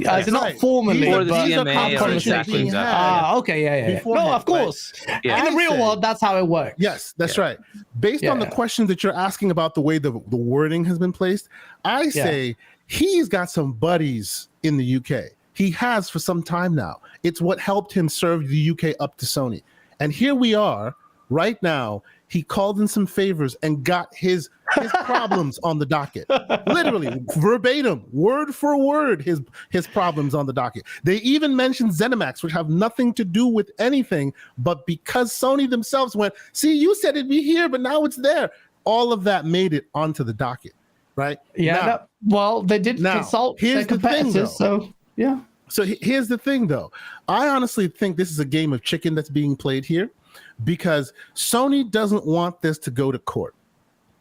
They don't want this to go to court, because if they do, that means Microsoft gets to do what they've always wanted to for a long time, which is bring out the high-powered lawyers and open the books and share all the dirty laundry that you actually do. Then it's in black and white for all to see. Instead, it doesn't show. If that's litigation between Sony and Xbox, I don't think that would be. I think it would be Xbox litigating against the regulatory authorities. No, but see, the idea would be that the idea would be that perfect shirt. the CMA is taking From these King. concerns on them, right? King David. So they're going to go to court and ask you to prove that these are concerns that should not be what stops you from getting things done, right? At the end of the day, I say when that happens, what that will mean ultimately is that will mean that then Brad Smith gets to open the bag during discovery when they share all the documents and gets to show all the things that Sony actually does in the marketplace. All the things, the dirty I'd secrets. love that to happen. I Right? would all the love dirty secrets that they're doing. And Sony knows this as well. What's happening here, what I see is happening here, and I could be wrong, but what I see is happening here is they're going, look, they'll beat us if we take it all the way. But we're hoping they want this done sooner rather than later. So maybe we'll get a consent decree out of them. They've already said it in the ecosystem. Hey, we'll give you Call of Duty. We want that in print. Because if we can get that in print, at least for the rest of this generation, it'll set us up for by the time we have SOCOM or something that will replace it. They want some kind of blood on the page to go, okay, that's fine. And Microsoft can easily go, oh, y'all want that? Nah, fam, we spent $70 billion. Let's go to court. Right? Which would then mean it'll draw it out. But at the end of that, all the accusations that were made will come back to haunt them horribly. So that's where it's very interesting right now. We shall see. No, you're a very good point, and a good point about mentioning the consent decrees. Really, it's about trying. I think they call them undertakings here, but it's really trying to get a compromise out of it. Like the 7 days or a few days, working days that they had since this announcement, Microsoft can either put forward some sort of compromise or resolution, or it goes to phase 2, which it will. And really, Sony is going to try and make sure that any commitment about COD being multi-platform is etched in stone. So that's their angling of it. But I love this idea that if if they go to court and Sony, and look, I'll say this now, it sounds controversial, I'm trying to be difficult or whatever, but Sony, as any other corporation, but Sony and PlayStation have horrible skeletons in their closet. They're so notorious and so feisty, as you have to be in business. But I'm sure Microsoft is aware of a fair few of those skeletons. But it's an interesting topic. Like, we're already starting. FTC hasn't even warmed up yet. Asa, we were talking about this. You had an issue with Tom Warren's tweet on it, when his angling was like, look, Microsoft is in third place. And what was the other issue that you took into about not the strong position? No, I didn't really particularly care about his tweet. This is interesting. We've spoken about this very little. I'm going to upset some people now. The Xbox Twitter community's response to this has been fairly embarrassing, I would say. I haven't seen it. What do you mean, in terms of what? So let's take the Competition and Markets Authority. I've got their little Twitter page open now because Hargeet asked, like, do they normally tweet things? And I was like, oh, that's interesting. I'm assuming that they do, but I'm going to double check. And I'm scrolling down there now. They tweet almost every day, and their typical tweets: one like, no comments, pretty much ever. They comment on like whether there's any threat to competition in like the cement mixing industry, and you've not got the cement fanboys giving them 1,000 comments in response that they're trying to sabotage the cement deal for their favorite company. It's wild. The CMA are just doing what the CMA do, and what they've said. And I don't want to don't have a problem with Tim Dog, but I'm going to call out one of his tweets. He said he read out a quote from them and said, while that may be true, I think this is going to happen. All the CMA have said is that there's the potential, maybe, we don't know, but this could lessen competition, so we're going to scrutinize it properly. So if you're saying, while it may be true, you agree with them. You agree with them. That's all that they said. So phase 2 is to determine, is it actually likely to lessen competition? Yeah. Is it actually likely that Microsoft acquiring Activision Blizzard is going to foreclose rivals in the console space or the cloud and streaming space? Is that likely? They've not got that far yet. They've just said, oh. There's a higher burden of proof, by the way. And if you read... Question, Asa. Quick question on that, okay? And you're absolutely, based on what you're reading, everything absolutely true. Like, it seems like this is cyclical in all those different FTC style regulatory bodies, right? They go through the whole process, and everyone will go to phase 2 because this is $70 billion we're talking about. Are you crazy? They will all get there, right? But Do you agree with some that the way the wording was put together was a little bit unusual? Whereas usually they step back and call balls and strikes. This time it seems they put Sony on their back and went, "We need to protect you," kind of thing. You know, I'm going to say so. I can absolutely see the point that they've taken a lot of Sony's lobbying on board. There is definitely things that Sony have whispered in their ears, and you can't deny that from reading it. There definitely is. I'll also say though, so Jez Corden came straight out within minutes of this tweet and said, "You've clearly not done any research on the gaming industry." But if you read what they've done a lot of research on the gaming industry. Their document's pretty thorough, and they have. You can read it and say you've got a fairly good understanding of the gaming industry in the UK at least. And they've accessed almost 1,000 internal documents from Microsoft. So they've done more research than any of us. And all they're saying is we think this is worth looking at because it's worth looking at. It's a big deal. It is a big deal. I mean, it's the same thing everybody came up with, right? All the other regulatory agencies got to the same conclusion. They just didn't put it on the internet. Apart from Saudi. I will say. Habibis, they're like,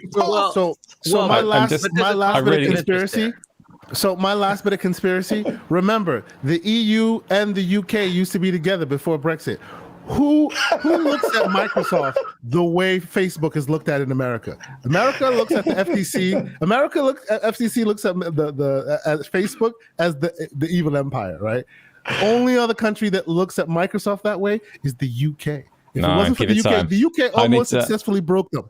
Okay, Santi, I agree that I can understand. If you're in the UK or the EU, if you install Windows, it asks you which browser you want to install. Only in the UK. To this very day.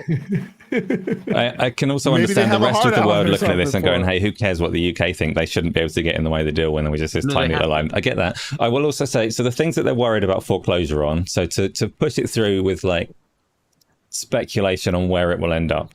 So foreclosure in the console space, that's not going to be an issue. The whole Sony thing isn't going to be an issue. At worst, they'll have to make some assurances on Call of Duty or something like that, maybe a couple of other games. That I don't see as being a long-term problem. The cloud space, they're worried about it being really difficult for companies to enter into subscription services and cloud streaming. That is going to be difficult, but it is going to be difficult regardless of this deal.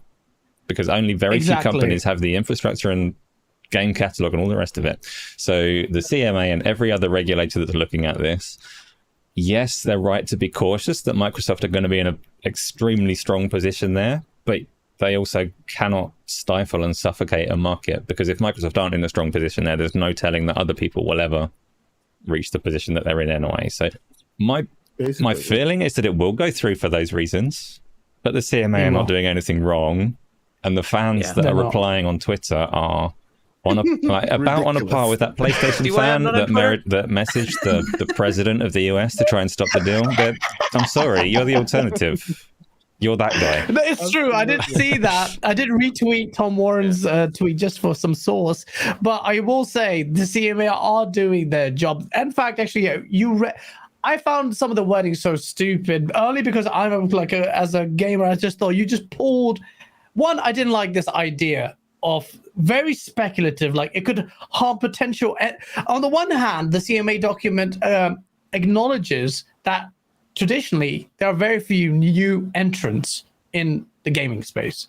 And then the other hand, it kind of almost postulates that, this kind of deal will then prevent any other entrants from entering into the cloud gaming space.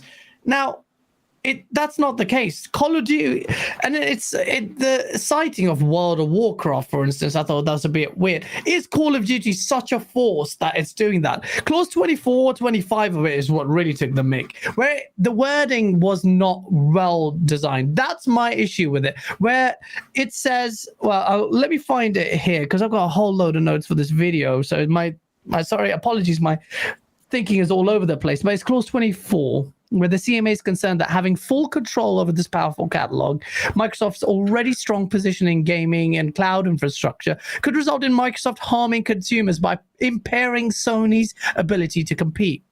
Yeah. I'm sorry. That's the question to that is, as long as one is one and one is two, what does it matter to you which one is one and which one is two? Is it your job to protect competition or protect Sony? And that's the thing. Is market dominance, maintaining market dominance, is that... I mean, if you take it on face value, I understand the CMA is doing his job, but the wording is poor. How is Microsoft impairing Sony's ability to compete? How is it doing it? Call of Duty. By the way, if you call Call of Duty, I said this yesterday on a few other shows, but I say it here again. While you say that, Nintendo's over there with the abacus, known as the Switch, counting their Scrooge McDuck money, going, "Okay, guys." I was going to bring exactly that up. It's like there's Activision stuff over there, right? And they are printing the ducats. So right? what are y'all talking about? And the top games like of all time are on that side. The Nintendo owns like the biggest IPs, and here they are. They continue to continue. I think this is just diligence. Yeah, I agree with you. The wording's a little off. It can get infuriating, but this is just them like taking what they can and saying, okay, there are some concerns, and we'll through due diligence figure it out, right? Because Microsoft hasn't had a chance to respond. They also can go back to Nintendo. I'm sure they said nothing. They're like, yeah, whatever. This is a nothing burger to us because none of those games are on our side anyway, so we don't care, right? Yeah. And then they can go to those people and say, Microsoft, well, have you looked at Nintendo? Like they have these IP that are like billions and billions of dollars. If you looked at that, right? And I don't have access to that. Sony doesn't have access to that. They're still leader in Europe. Talking about cloud, have you looked at Google? They came and they burned all on their own. We had nothing to do with that. For that matter, well, the ZeniMax deal did put a little bit of a kick in the backside. So you've said that quite a few times. You got a good amount of money in your pocket. So do I. If I spend and it scares you, that's your problem, player. I'm sorry. I mean, it's up to Google to invest the same way, right? So Google has a really good technology, and then but this is common to Google, right? They try something, and unless it just sticks immediately, they just give up. Right, but you have to play it out, right? And let's not discount. There is still Amazon with Amazon Prime gives you gaming as a subscription, and they have a streaming service with Luna, so they have that technology. And they haven't really tried with Luna yet. When they try with Luna, it might be something. They haven't exited. They've slowed down. And their service, if you've tried it, it's actually pretty compelling. If they really put the gas to it to make it like impressive. Right now, they're just kind of leaving it to build steam in the background. But it's really good if they decide to let you know that. So it's out there. It's going to be here. Sorry, go ahead. So one of the things I was going to bring up is that we have other consoles and we have other entrants and things that like you guys didn't want. You think we were going to talk about VR. I'm going to bring that up. We don't know where the market goes in the future, right? Mm-hmm. So the assumption that everything stays static because the last 2 decades we've had these console makers. Well, in that same time frame, we've also had mobile come up and just totally surpass as far as user base, as far as even revenue, how much gaming makes, right? So you have to take that into account and say, okay, if that's also there, what's coming next? VR could be a thing. Maybe it doesn't take off, but AR does have a potential. AR, if it can be done appropriately without any wires and it works, that could be your next console space. We don't know, right?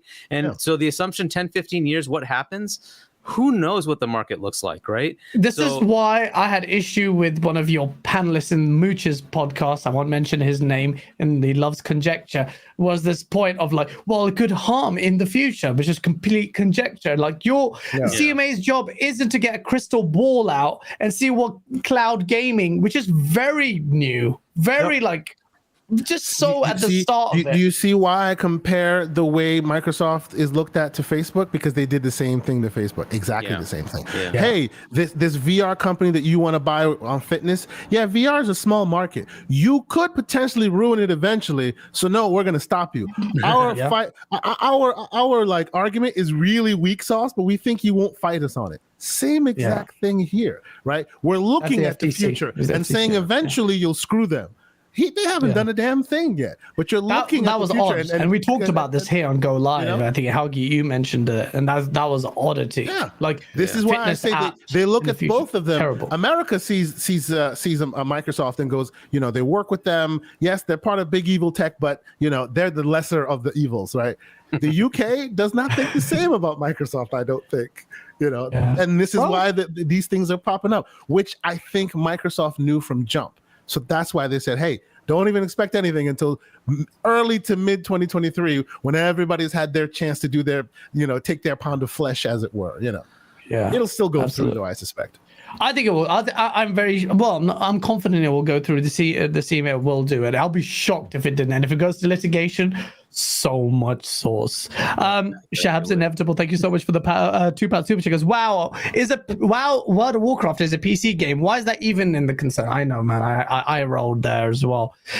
Gaming Forte, good to see you, man. He goes, thank you so much for the $2 super chat. Goes, KSRT and Go Live. Nice. Keep up the entertainment. We always do. Anders, thank you so much for the £2 super chat. the CMA, good point, killed the NVIDIA ARMS deal at $40 billion. Slightly different. To be fair, it wasn't the CMA that killed it. It was everybody that killed it. Like FTC was no, CMA was no, because they would basically own the entire market if they got that, right? Yes. All of them, Apple, everybody that makes any ARM chip licenses that chip design from ARM, the company. If NVIDIA owns that, they own the entire damn market. There's just no way. So I think they kind of struck good there on that. Yeah, that's a very different. How many NVIDIA and ARM fanboys were on the CMA and the FTC about that one? I have no idea. Did they tweet out? You know what? At that time, they probably were too busy trying to find graphics cards because at that time it was the height of that thing. And to be fair, so NVIDIA definitely have some toxic fanboys, so there might have been inundated there. I was going to say that. I'm pretty sure they would have kicked up a fuss. Yeah, if they weren't busy with the F5, they probably would be. You would have been on the picket sign. I'm sure. Yeah. Shout out to Red Wolf for a very generous of giving a Mad Max code, which I've been playing on my Steam Deck. But let us know if you claim that. So yeah, thank you so much, Red Wolf. He's very generous. And that, by the way, is another whole thing, is the Steam Deck. You watch that space, because that Steam Deck brought in another console that's running PC, right? But that Steam OS could run on PCs that could be targeted as consoles, right? So that could be a thing in 3 or 4 years. You might have PCs that are running a console-like OS. Today, if you want, you can just take Steam OS today, install it on your computer, use Proton, and you're basically a huge Steam Deck running a 3080 card. Exactly. But they're going to have that integrated today, and you don't even have to worry about it. No. And they're going to have, like, here's the 5 models. You can just buy it. It comes with it. The graphics card, all that stuff, all the drivers are native, built in. You don't have to worry about a thing. It works like a console. And Valve wants that, but because at the end of the day, what are you going to do? You're going to keep using Steam, baby. Exactly. So and now you're getting, Sony's library, you're getting Microsoft's library, you're getting all the other games. It's a massive potential right there. And again, this is the thing, we don't know, but these things could happen, right? But yeah, absolutely. We'll keep an eye out for that. A lot of potential entrants there as the gaming industry enters a whole different phase, far beyond anything you saw the last 2 gens. This is a very pivotal moment for the gaming industry. Your baby father, I haven't seen you in a while. Shout out to you. Thank you so much for the $5 super checkers. What's good, fellas? Great chat. Haven't been able to watch live in a while. I'm glad I made this one. I'm glad you did too. And good timing, because we're about to swim in the sauce. He says acting like gas today. Lucky us, says Dan Lazaro. I don't know what to make of that. Usually offended. I'm going to be quiet for the rest of the show. wait. I'm getting my auto-tune ready. Oh, please. I'm not. Do it. You've got the Go XLR. Do it. No, I can't. I would, but it doesn't work very well. No, I'm not going to sing. Absolutely not. It makes all singing sound beautiful. Not through NVIDIA broadcast, it doesn't. So I'm not going to. Oh, yeah, fair enough. Dan Lazaro with another useless super chat. That wasn't beautiful. I love shitting on Dan. So final topic. Oh, Dan, you might want to leave for this one because I know what you're like. And if you're a Halo stan who really doesn't like to tolerate what I call the truth, please leave, because now is the time for me to absolutely shit on the company that destroyed my dreams. I don't take pleasure in this. I'm not part of it. I think it's cathartic because I have to release Halo Infinite 343. There was one or a handful of people who were screaming at the top of their lungs, even released a source video saying, delay. Okay, start doing the popcorn. Delay Halo. Delay Halo. Delay Halo. Made a source video, lost lots of subs. Made a video about Halo Infinite shit story, lost lots of subs, and is going to release another video and I'll lose more subs, which is a filtration system because you dickheads don't understand the fact that 343 are fucking up the flagship title of Xbox. The title that I think had so much potential, yet routinely proves in the most basic ways cannot handle this franchise. Had you told me that this was going to happen, I would have laughed it off, but perhaps I shouldn't have been surprised. Halo Infinite is a live service game. And as a result, it's supposed to have live service support. We were supposed to get co-op at launch. That got delayed. Then you said, Gaz, wait for 3 months. 3 months became 6 months. 6 months became 9 months. And I don't know how many months have gone by. Halo Infinite Season 3 has been delayed. Campaign co-op, delayed. Forge beta coming in November. And in that next, whatever update, it's not even the season, they're releasing 2 freaking maps. 2 maps for a live service game. Oh, and if you compare even 343, the old 343 web with Halo 5, and how much content they released in the space of time that this Halo Infinite has released, it's shockingly embarrassing. I will say, and it's not easy for me to shit on Halo. Halo is my #1 franchise of all time. Well, one of the top. Quake, and maybe Ocarina of Time, or Metal Gear Solid 1. But who cares? What the fuck is Halo doing? What is the fuck 343 doing? They are so incompetent in the way they've handled this. And the 30-minute vidoc or whatever where they explained it, which was just damage controlling, a bunch of 3 guys just...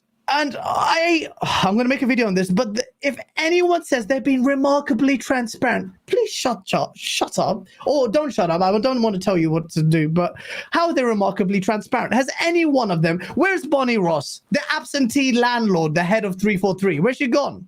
Where is she? Has she secretly hired Joseph Staten? It frustrates me because I genuinely care about Halo, and Halo, in my opinion, has failed. It's now the Master Chief Collection fiasco all over again. You're going to wait 2 years till Halo is righted into the ship that it's had. I'm so sick and tired of the excuses, so sick and tired of some of the creators in this space who said, stop, don't critique 343. And I could name a few, but I won't. And now here we are. And I haven't touched the game in like 3 months because desync issues. And in this 30-minute video, they're talking about Halo's a competitive game. Well, give us... The game can't even play competitively. In almost every single facet of one of the best playing Halos, and you faltered so badly. I don't know. I can rant on this for ages. I've got a video on it. It pisses me off how you just shat on the legacy of Halo. Hargeet, I know you are also on the delay Halo train because unlike you also play Halo. Also, fucking split screen. People in the community have made split screen work, cancelled split screen. And I want to read a tweet out for me. It'll be in my video. There'll be a retread of a lot of this. But this is what pisses me off. I mean, I don't hate. Hate is a strong word. Bonnie Ross and 343, they do care, but they come out with these bullshit statements that don't age well. You lied to us, and this is what a lie is. Because she goes, here we go. 343 Industry, Bonnie Ross said at this week's DIE Summit quite a while ago, Halo will always have split screen going forward. And to call the removal of the feature and the ensuing fan outcry a painful lesson for the studio to learn. What lesson have you learned when you can't even back up your own words and you do something where the fans are showing it? John Linneman from Digital Foundry is like, here it's working. Split screen on base Xbox VHS version. What are you doing? The best thing about Halo is coming out of the Halo community who are playing around with Forge and doing Bungie 343's job for them, building these maps. The 2 maps that are coming, they were essentially built on Forge. You guys need to stop. And even then, the plane where Halo should be and where it is so... I don't know. Sorry, Hargeet. I'm going to just calm down now. Tell us what your take on this thing is, please.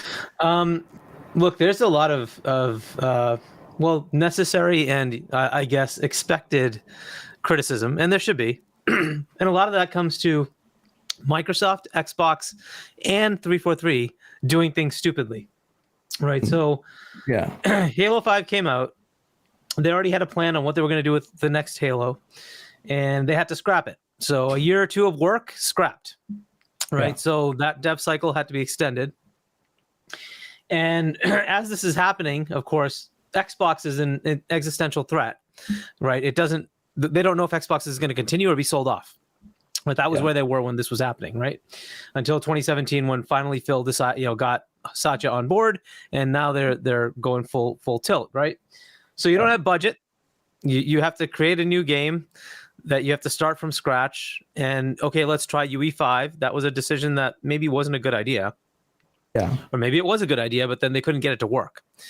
And then they went back to the engine that they've taken from Bungie, right? That 343 started using for Halo 4 and 5, and they needed to start working on it, and they didn't have the talent, right? So they had to go hire people, and so they went and got contractors to go do whatever they could to get the engine up and running in short order. A lot of stupid things, right? I'm just trying to lay out what happened, right?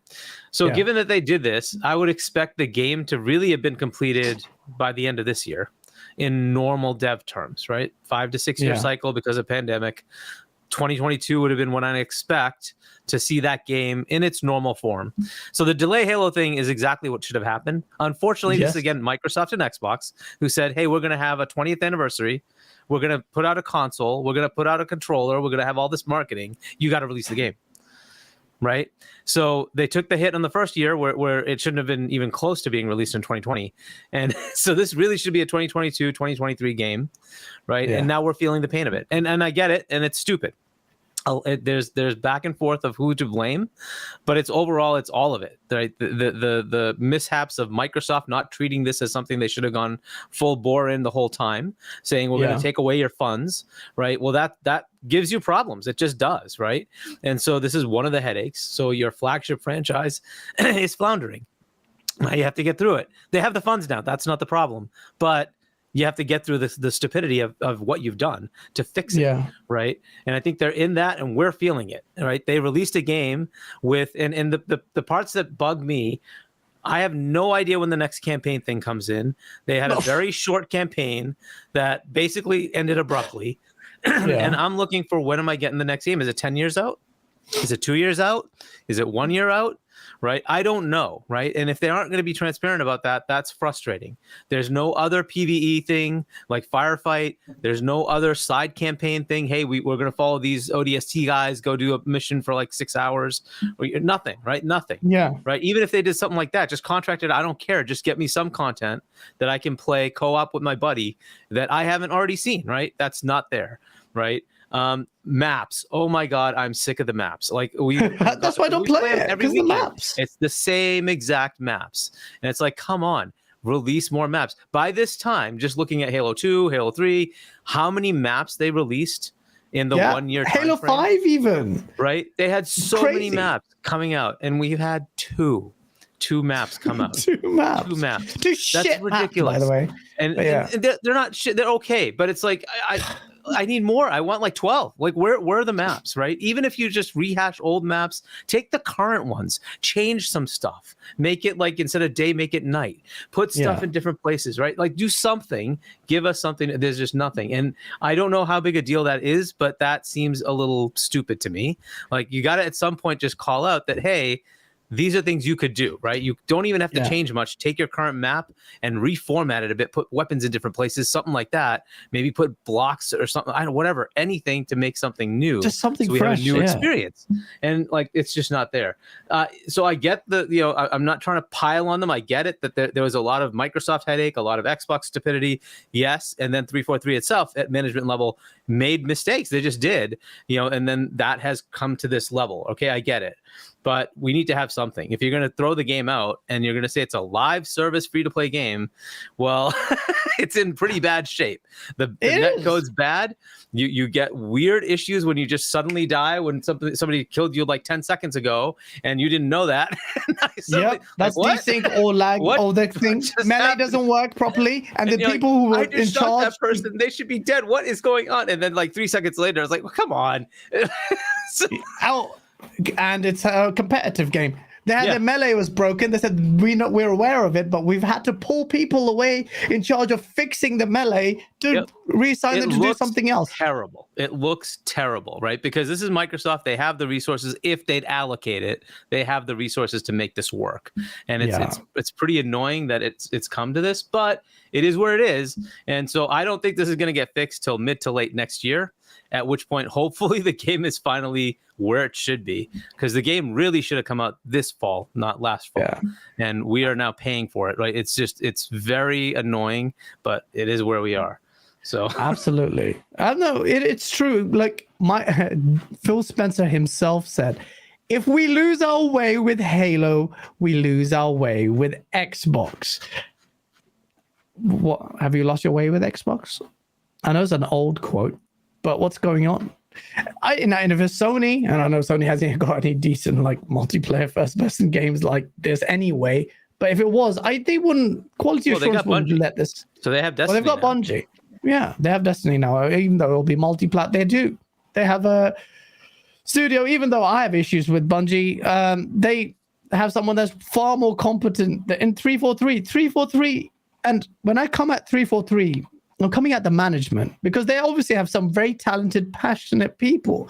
But Bonnie Ross, and this is Bonnie Ross's hubris, that she came on and she had to convince, and it'll be in my video, convince the Xbox execs. They said, look, we'll churn a couple of Halo games and it's dead.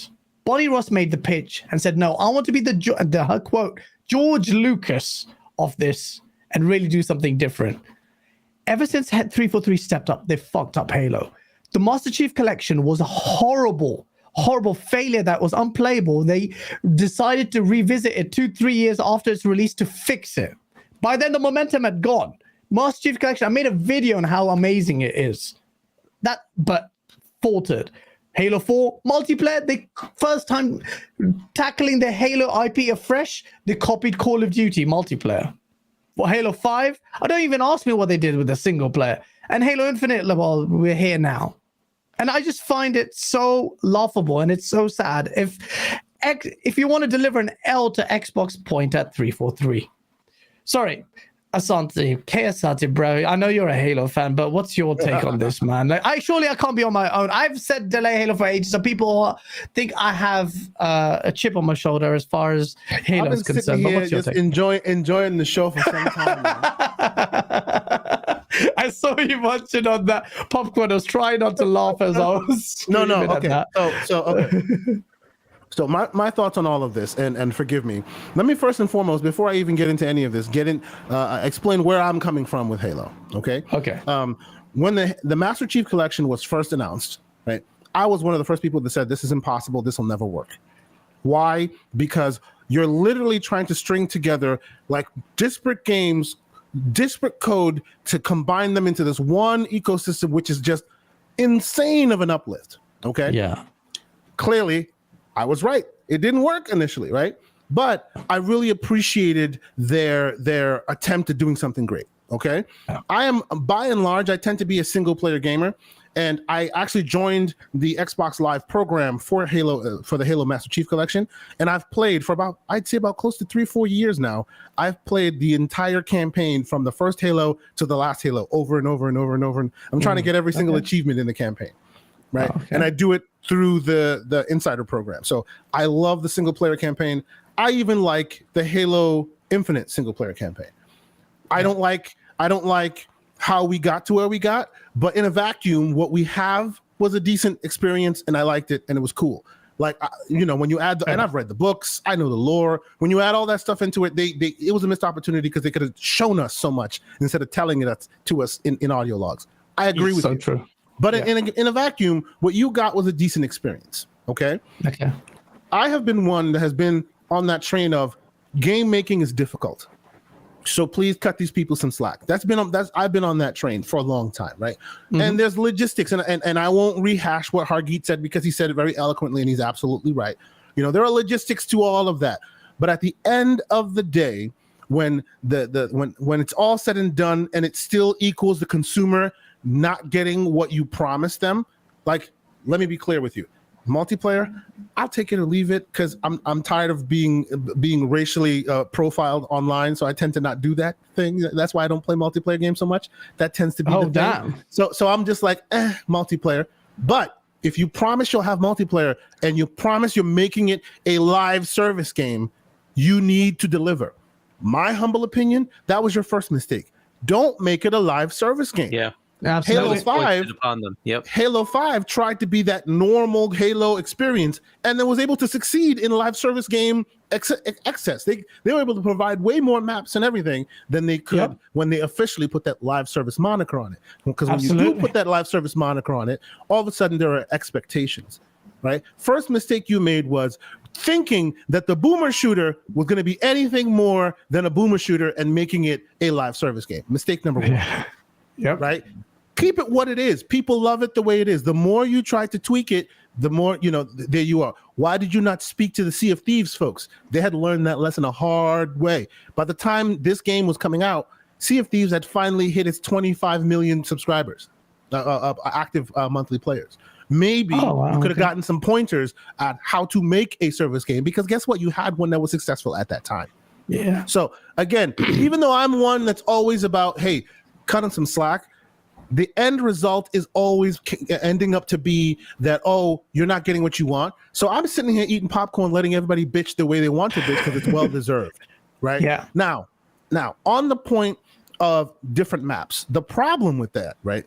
As a person who has spent a lot of time playing the campaign over and over and over and over again, I can tell you the issue is they painted themselves in a corner when it came to the maps thing, because every other Halo has benefited from being able to take an old map, putting into the new world, rejigger it, modernize it, and still bring it to the new audience, right? The minute they grapple shotted this game, they stopped themselves from being able to easily do that. Because now you can traverse a world that was not built to be traversed. So multiplayer doesn't need it. I mean, you see what I'm saying? Like because the new multiplayer maps have been built so that you can traverse that world with your grapple shot. You good at it, you can have verticality. Well, that's a lot of these old games, you can remove that. Blood Gulch and the rest of them, right? They don't easily translate to more verticality, right? Right, but that is an accessory. So you can you can tweak that, and you know what it is. They made running a little bit faster in the Halo community almost World War III. So they take everything seriously. You know what I'm saying? Like and about that, right? So from what I can tell, right, and I was part of the Project Spark program. Do you guys remember Project Spark? Way back in the Microsoft Oh days? my god! Yes. Although that project did not end well, the tools they used were awesome, and that team is co-developing Forge.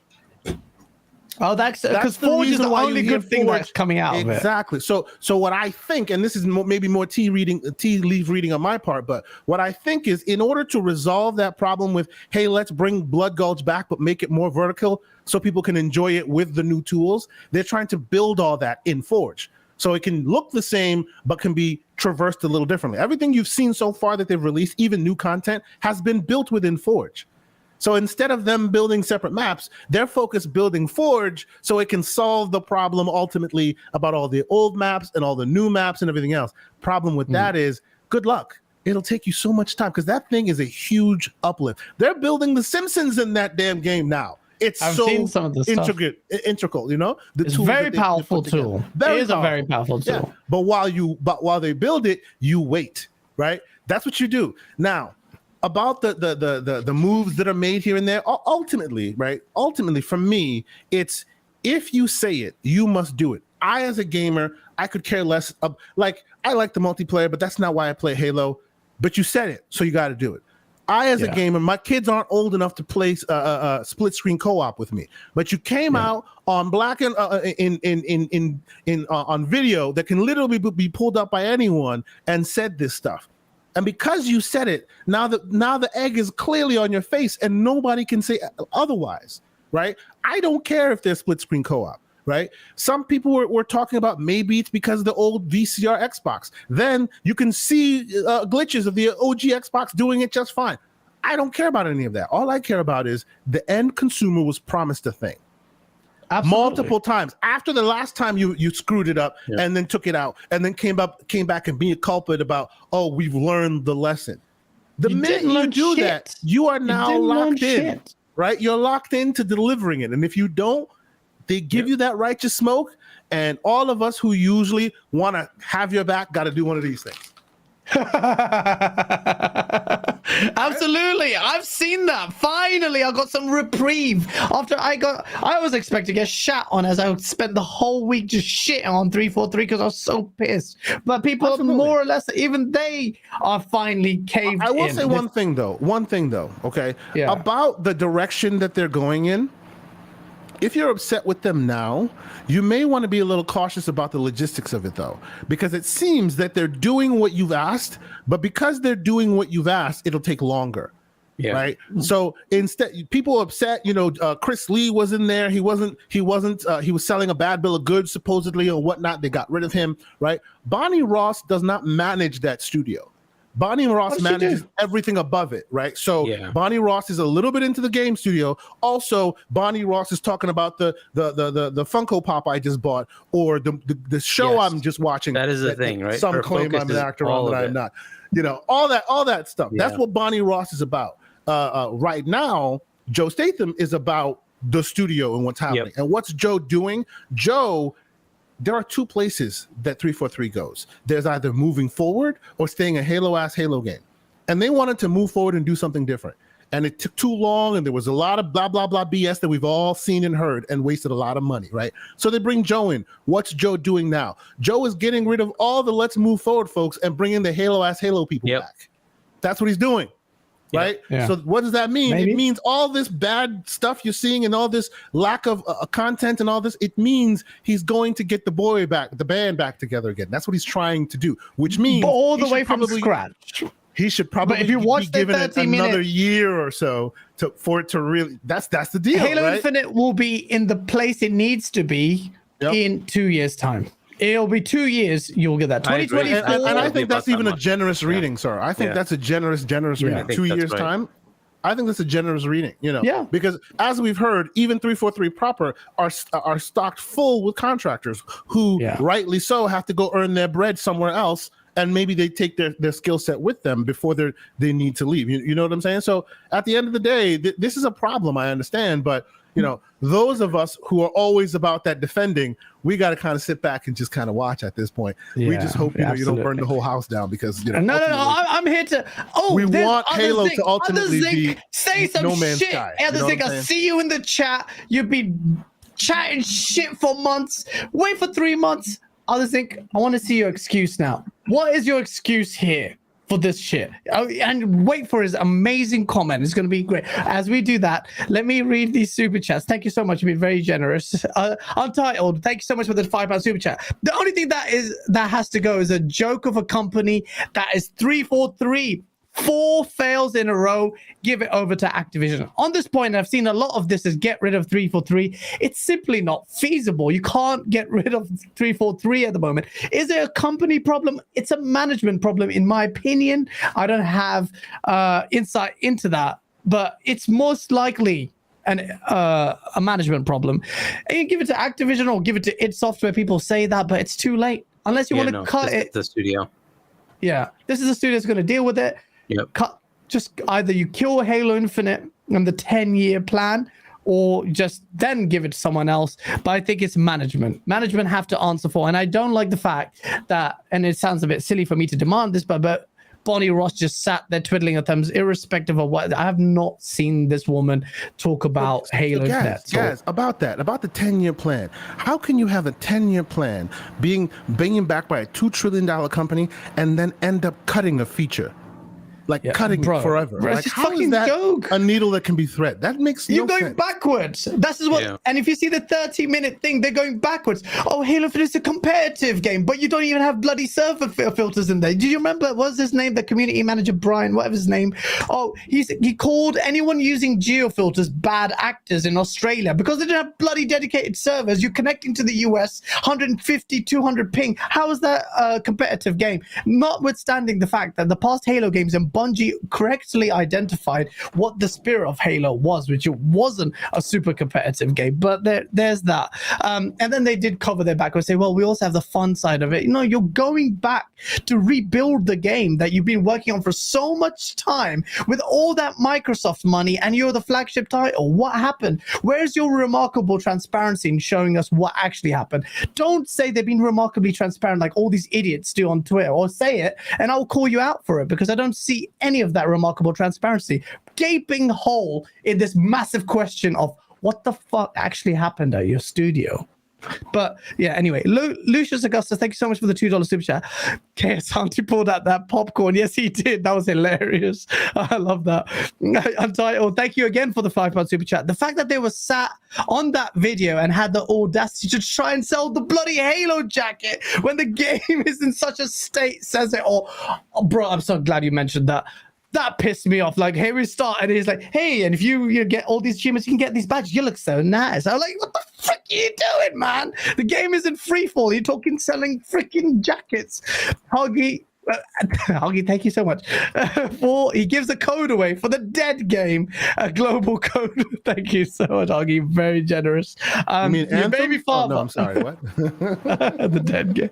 Your baby father. Thanks so much for the $5 super chat. Because Microsoft Studios and management will be blaming COVID for delays for 10 years from now on. I'm convinced. Fire Bonnie Ross. People are afraid to say it. No, people aren't afraid to say it. They're saying fire Bonnie Ross. I'm not saying that. I'm just saying, what are you doing? What is the management doing? Be honest with us. At the moment you've shit the bed, tell us what's going on, because nothing in your 30-minute video actually reinforced anything. Do you think they bullshit. can?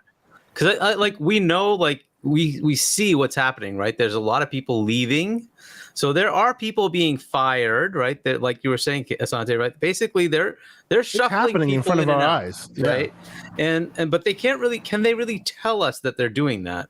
And I'm not sure that legally they're allowed to, because it's a sort of HR thing, right? But that is what's happening, right? They moved Chris although I completely agree with you on that, and you're absolutely right, and we see it in front of our eyes, I do have one pushback, and shout out to Slow-Mo Backslap, who's in the community. If he keeps asking that question, and I'm asking that question as well, as much moving and shaking is happening right now, why does Frank O'Connor still have a job? We're pretty sure he's responsible for that racist crap that happened, and we know this because he's had a lot of history in that realm. He still works. I used to have beef with him on NeoGaf or Resetra. Me and him. He still works there to this day. You know. Well, whether or not, I mean, I'm all for free speech and all, but I always had side-eyed this guy, and I had my altercations on these topics like religion and race and stuff with him, me and him. Direct. Whether or not he needs to go, I don't know. I'm a proponent for free speech. At the same time, I'm like, what the fuck are you still there? I'm with you. Well, you're allowed to speak, but you're also allowed to get ramifications for your speak as well. You know what I'm saying? Exactly. Where Microsoft is going all woke in all of this, and then they had that stupid, really tone deaf name. Remember the monkey thing with the? Yes, exactly. Yes. What was it called? It's the name of the tool they used to fucking stupid. combine the assets, right? So but I mean, it's just like tone deaf. On the one hand, why do you get? Bonnie Rusk is bulletproof, and this is why many of us who always want to be like, look, no matter how, cooler heads must prevail. We have these grays because we're adults in the room. We must be easy. All of us always try to be like, woosah, breathe. It'll be all right.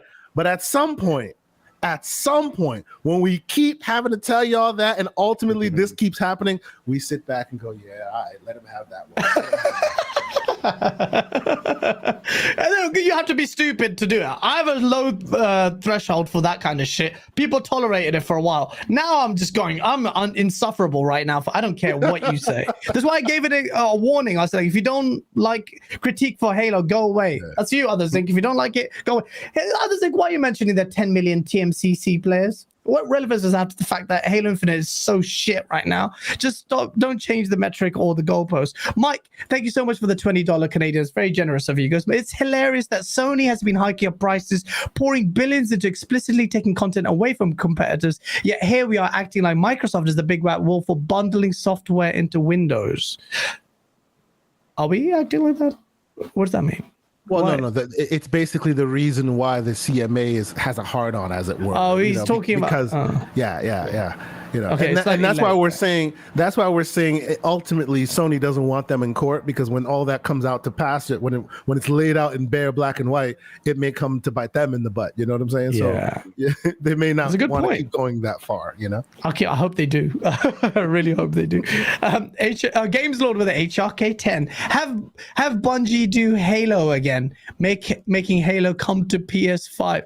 Well, you know what? Bungie could potentially release the Halo Killer, space-based futuristic first-person shooter. If anyone can do it, it's Bungie, and they could slap Halo around. You really think Bungie can do Halo? I think that's the one thing that they want to run. They don't want to do. Walk, run, fly away from. Because they will, first off, their experiences were terrible when they did it, because there are documentaries that say so. And secondly, as high and as exalted as people put those on a pedestal, they will never hit that mark again, and it'll dog them for the rest of their existence. But then they made Destiny, which is a very close to Halo. Like, I look at Destiny, it's great for multiplayer, right? Because people love the raids and whatnot, but come on, it is not Halo, dude. I can barely tell you what that story is. And no, in terms of the mechanicals and the premise of it, but even so Destiny felt better. Yeah. And the PvP in Destiny is like not so great, you know. So yeah, I mean, I don't even know who the protagonist is. I can't even tell you. Like, it just is there one? I mean, the story is like the Grimoires. Like, if you read the stories on it, it's good, but it's like a Halo problem. Everything's in the lore. But yeah, I mean, but don't underestimate Bungie as well. They were the fathers of Halo. They can deliver something like Halo, and they've strayed into the first-person space-based combat games. They haven't strayed that far. That's what I mean. Peter Moreland, maybe, guys, but think of it this way: BioWare is not BioWare anymore. Do you think they could make the same BioWare games they made in like the 360 gen or the original Xbox gen? That's a very good question. I don't know if they can. I don't think so. I have very little hopes for Dragon Age, very little hopes for the new Mass Effect, because that core team that gelled and made those things, they're not there. And that's the same with Bungie. That's a good question. As the console generations has come and gone to show us, just because you know those names doesn't mean those people that used to be there doing those things are still there. That's the thing. Yeah. Microsoft isn't the Microsoft you know. Sony isn't the Sony you know. Presumably, neither are the developers. Yeah, absolutely. A lot of change in hand. You're absolutely right there. And the visionaries there may move, and that might not be the case. Yeah. You put a lot of name stock into the people. That's why Sony paid $1 billion retention thing on their staff, is because they recognize the value of those people. But perhaps they're there, so that's why they pay that much. Peter Moreland, thank you for being a member for 8 months. He says, "Hey Gaz, Asa, Isla, I have a free member message. I will use it to say what a great show you produce. I hope GameOnDaily goes from strength to strength." That's very nice of you. Thank you so much. It was a very nice, sweet message. Hargeet, again, the Halo credits, microtransactions. Microsoft needs that money, so give that to them, to 343. Hopefully that gives them incentive to actually get their act together. Shab's Inevitable, thank you for the £2 super chat. For giving the Resident Evil 2 coder, whoever claimed it, I never know, but that's very generous of you as well. Mike with a $10 Canadian. There's just no possible reason for 4 maps in 2 years, or 1 year, I think. Everything points to a relaunch of Halo and hopefully a steady stream of content lined up. It's like the reboot is getting a relaunch after a year. It's so embarrassing. I loved Halo, man. What have you done to my baby? But yeah, man, 4 maps. I couldn't believe it. I was like, are you serious? How many maps? Oh, that's so bad. Again, Games Lord with the HRK10. If Bungie did Masterpiece for Halo, if Bungie did Masterpiece Halo for PlayStation 5, would you be smiley emoji? Hell yeah. In fact, I'll be honest with you. I've said this before. I wished I would have preferred if Bungie's games were exclusive to PlayStation, because that's competition. And if that's what, can you imagine how Xbox players would be shook? Like, oh shit, Halo's fucked up. Bungie could release something now. I think they should have been exclusive to PlayStation. But yes, Games Lord, I'll go where the games are, like I've always have. And if Sony starts delivering the hyped up multiplayer-centric games that I like, I'm there. I doubt it though. And it's multiplayer, so Your baby father, thank you so much for the $5 super chat. I feel you about the racial component on online multiplayer games, Kayosanti. It's a thing. What was this racial like, is it like a lot of racists like yeah, you know. But you still get that to this day? Oh, to this day. Like I'm sometimes a member of the various the testing environments and on various platforms and whatnot. And that's a questionnaire that never leaves. You know, how are you being treated online? How they speak to you? It's either women or black people, or it's a thing. In spaces where young people communicate, a lot of that happens. It is what it is. Yeah. Like in game chat and yeah, I mean general chat, not game chat with people but like the unwashed masses in a COD lobby or something. You know what I'm saying? Oh yeah, Gen you pop, get that as a they lot. say, I used to almost brush aside that. If they knew I was Muslim, then they would be saying all sorts. Then I'd probably have to find out where they live if they said what they said, because I'll be in jail. But yeah, no, fair enough. It's a problem. This is the problem with the anonymity. But yeah, no, it's interesting. I noticed you said that. I was wondering whether that changed now, but that'd be naive of me to think that. Dub, thank you so much for being a member for 7 months. I agree with Gaz. Really have a look at the management. Rough seeing people blame a lot of the artists and normal employees who are doing their jobs. I will say that, Dub, you're correct there. A lot of people are going after staff. Also, a lot of staff are leaving. Senior graphics engineer, and then I saw the tweets were like, oh, where was he joining? You joined another studio, and he was like, oh, well done, now you're going to ruin this game. It's like, come on, man, calm down. Don't do that. Point at management and what's going on there. That's why they need to be transparent, because I do think we all, I imagine, agree, and I have to get Ace's more sensible view on this at the end if he cares about Halo on this point, but it's a management fault.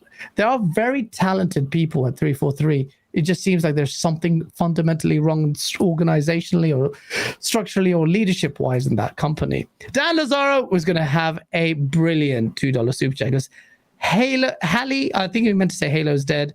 Get over it and quit whining. Dan, no. That's all I'm going to say. No. Also got a DM from Gunstar. He wants me to sing him a song. Gunstar. There you go. He said he was having a bad week, so I thought I'd make his week by butchering his eardrums. Asa, you know my now, you've always known my beef with 343. I know you like the campaign, and I want to know your honest opinion. You're always honest anyway. Am I overblown? Well, you probably say yes. Okay, I'm going to restructure this so it points at me and you make fun of me. What's your view on 343?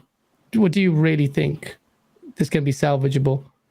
That's the interesting question, like what to do to salvage it. And it's an unfair question. So I see a lot of people that are defending this, asking like, what would you do to save it? And people say like, give it to another studio, do this, do that, get management to change and all the rest of it. And these are all fair points, but there's these people defending it saying, oh, that will take years. And the point is this should have happened years ago. And it's not fair to blame the fans for like being short on ideas on how to fix it, because it's not our fault that we're too late to fix it. It should have been fixed years ago. And in terms of what needs to happen now, we don't have the inside track to see what they are doing now, but you'd hope that they've taken dramatic steps to fix it, and that if they are leaving this game as it is with 343, carrying it forwards with their 10-year plan, then they are only doing that because they have inside knowledge of what's going on and they're extremely confident that they're going to get it right. Us as fans, we shouldn't be that confident. There's no reason for us to be that confident, and you shouldn't blame people for being upset or for criticizing it. So Gaz, I'm not against you at all on this one. Like, you are behaving as someone outside of the studio and outside of Microsoft has every right to behave around Halo. And I'm absolutely not advocating for like attacking the developers or anything like that, obviously. But disappointment over one of your favorite things is natural, and the expectation that as fans we should know how to fix it or we should be quiet is just ridiculous. Like, these things had to happen years ago. They had to happen years ago, and they haven't. We don't know what's happened now. I'm not massively against you. I don't have a whole lot to say about it. It is disappointing. A lot about Halo is disappointing right now. So yeah, but it is just one game. And the other problem, it is just one game. A lot of people say like, oh, it's doing all right. You're too hard on Halo, and maybe we'd be less hard on Halo if Microsoft had released something other than Halo. But it is the entirety of their first-party output at the moment, so it's going to get massive scrutiny. It just is, and that's not a problem. No, you're spot on there, and as always, very eloquent in what you said, and it's really.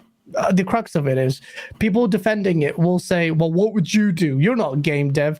And then I saw in some Discord, oh, stop playing it then. Don't play it then. I'm like, hey guys, remember they said they were going to release a next gen patch? Maybe we'll get ray tracing? Bullshit. Another lie. Another lie. Dude, that, It was all bullshit. That fell into the ether a long time ago. It's not coming. That slipped with split screen co-op. That's just out the door. Oh no. If I did at my job what these guys have done, I would have been axed. If it was any other studio, they've been axed. Why are 343 getting all the management getting all the, and then the way they're not that apologetic. Those 3 gens sat there and they're 30 minutes like sucking each other. That's a bit harsh. No, but they're sitting there massaging each other. That sounds weird. Either way, those 3 gens, I just didn't find any sincerity in what they said. The middle chap forgot his name. A lot of people are like, oh, well, it's good now he's on board. But I'm like, we fixed this. These are problems you should have fixed years ago. Why are we now postulating about whether or not Halo is going to get fixed? It's so bad. And for someone who's a big fan of Halo, like me, I'm one of the biggest fan, or was, and I mean, it's sad to say was. It's and Fonz, you piece of. Despite the fact that I were live on air and I said, hey, you know what? Apologize, Fonz, when I wasn't RDX with you. I went hard on you. I said 3-4. Fonz says, Raul, remember a time when Gaz argued with me and said 343 when he said 343 are inept? You used to defend them, Gaz. Yes, Fonz, you. And I said live, you were right and I was wrong. But for people who say I have an Instagram with 343, first ever appearance on RDX. What did I say? I said, you're being harsh because they got Halo 4's multiplayer wrong, but they got single player right, 5 multiplayer right. This is their chance. This is their chance. I put a video out why this could be the best Halo game ever. Got like 600 views. Watch it. It's on the channel. Why Halo Infinite could be the best Halo game ever. Then even when the review came out, and I really regret I don't really regret the title, but I called it an incomplete masterpiece because the stupid idiot that I am had so much faith that I thought, you know what, their story is shit, but they will at least have an aggressive roadmap for the single player campaign after this abrupt ending where the endless are just shut out. This guy gets an SD card and you hear offensive bias. We might be spoiling the campaign for people. Everyone, man. They should have played that game. Halo's dead. I'm saving them the time. It's over. No, man. It's spoiler alert. Spoiler alert. Well, I don't know. It's a bit late now for spoilers, but I think people need to manage their expectations, and that's always been the problem, right? The expectations always been it'll come, and I've been trying, like even like before it came out when they said that co-op was going to be coming out in 3 months. I'm like, no, expect it next fall because that's just the way it is. If something can't come at launch, don't expect it in 3 months. The first thing that's going to happen, they're going to take a month off. The next thing that's going to happen, they're going to fix bugs. That's what's going to happen. Don't expect them to work on this, and you'll maybe get an announcement in summer. You'll get it next fall. Nobody wanted to believe me. No, 3 months. I'm like, no, it's not coming. It's not coming. It's going to be next fall. That's exactly what you got to manage your expectations. Don't be surprised it doesn't launch in November. Don't be surprised. I also had a tweet on that. So I'll be very surprised. I wouldn't be surprised they couldn't even hit the 3 months. I'm going to find that tweet just for the salt. But it's true. And also in this 30-minute Vidoc thing, they actually said, hey, by the way, because it's, and this is their excuse, this is how disorganized they are. These things that we say we'll deliver, they might change because it's a live service game. So we might not have this content. So brace yourselves. Don't think that all this stuff is going to come.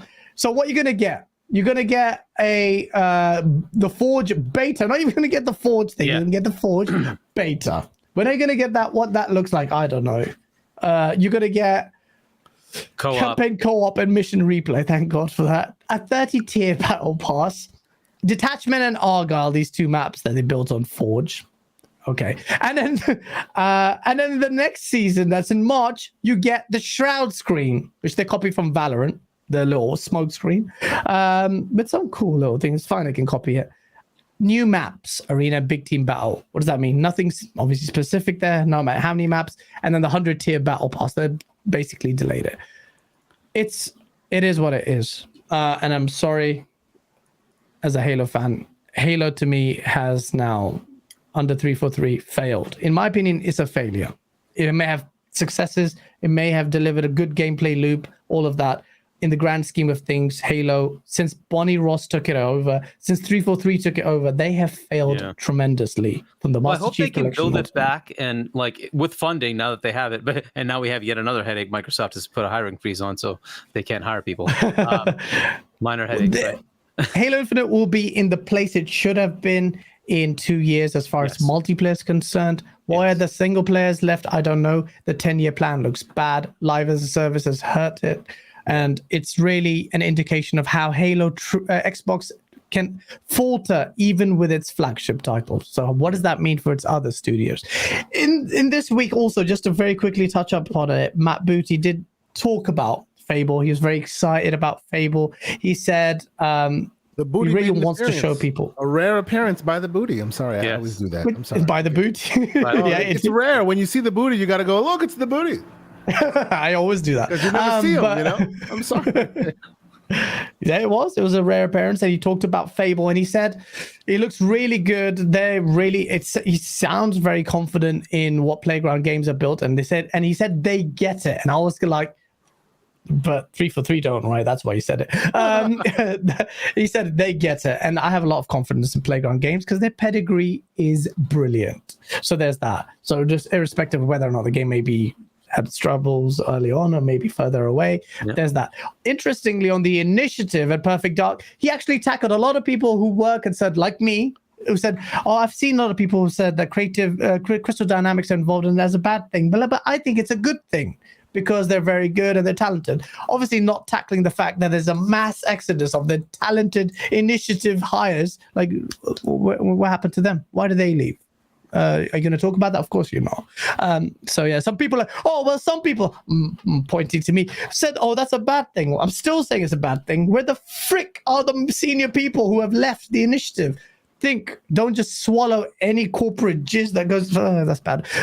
Stuff that comes your way. But it is what it is. People have swallowed a lot more, especially with Halo.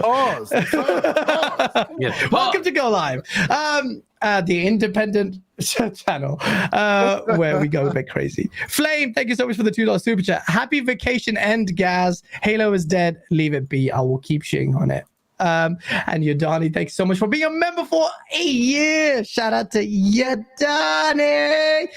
Breaking news: people who are young and have a semblance of anonymity say edgy things. Case in point, Gaz saying delay Halo. Wow, I'm not young. I may sound it or I don't sound it. I may look it, I don't look it. I'm just mentally immature. But yeah, I mean, I think we've covered. I think enough people have heard my raspy voice and crying about Halo Infinite. Ultimately, we are where we are, and we'll keep covering it and see what happens. But it's that moment that Halo Infinite isn't just a failure. Dan Lazaro with the $2 super chat goes, don't have confidence in people and you'll be happy. That's words brilliant. to live by.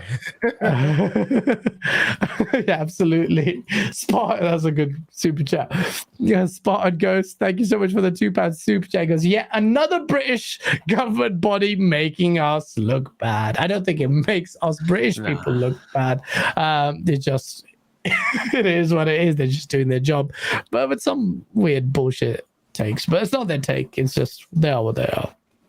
Ladies and gentlemen, before we do say goodbye, I want to thank you all for tolerating my incessant Halo hating. I want to thank you for joining all of us here. Please smash the like button, whether or not you agreed or disagreed. If you enjoy the show, please do so. We have a lot of content for you, by the way. 3 videos in the works. I hope to get one out tomorrow if time permits, which will be on the CMA deal. Then I've got the Halo Infinite super rant, which will probably get all the Xbox execs to block me, which is fine. Do that. We are independent, and when we say we're independent, we mean it. That's the only thing that keeps me happy about Game. Well, that's not the only thing that keeps me happy about GameOnDaily, but it's something I really take pride on. We all do here. And we'll also have a video of Source with the PlayStation fucking over its fans with that price tag. You think I'm not going to let that slide? There's a lot of content there. And also another replay game. So we're going to get that in there. Gents, it's been an absolute pleasure. KSRT, it's your debut here. How has it been on Go Live? Oh, come on now. This has been everything I wanted, man. I came in what a time to be here. I just come here. I got to be a part of it and see it from this side of the house. This is amazing. You know, I am honored to be here. This is everything I wanted. I'm absolutely thrilled. This was a great time. Absolutely. No, and it was an absolute pleasure having you on, man. It was as I knew it would be. Tell our viewers what's in store, where they can find you as Isla does her magic. I appreciate that. So yes, once again, I sincerely appreciate the offer to come and be a part of the sauce for a little while. I'm one of the folks who's quick with the sauce at the retweet whenever I see those videos out. They need to be seen by all every time because they're absolutely fantastic. I love what you guys do here. I love the actual GameOnDaily aggregation site. I use it all the time for my show as well. So you guys help us out. So that's very awesome. TKO Asante on Xbox, PlayStation, Twitter, all the places you want to find me. Talk games. I always enjoy playing with the community and also talking to you want to play games and all that. It's great. I am a co-host on the Gaming Circle podcast on Saturdays, 10 a.m. Eastern Standard American Time. You know, we have guests come through. Gaz was able to join us. I'm hoping maybe we'll get Mr. Asa on here as well as Mr. Hargeet Chani. We'll talk in the background and see if we can get you guys on the show as well.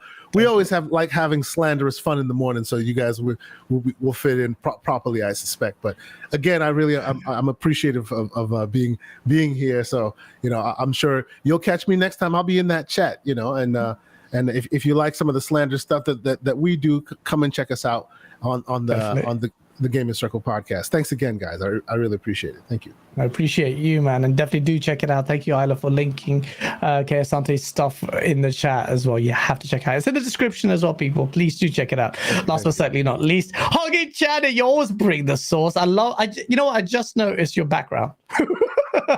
Yes. You're going to keep that until it goes ahead. I hope you had a good time. I wasn't even going to use it, but then I'm like, this is a perfect time to use it again, right? The last time I did it was when the FTC went after it on Meta, and I'm like, oh my God, this is going to get dragged out.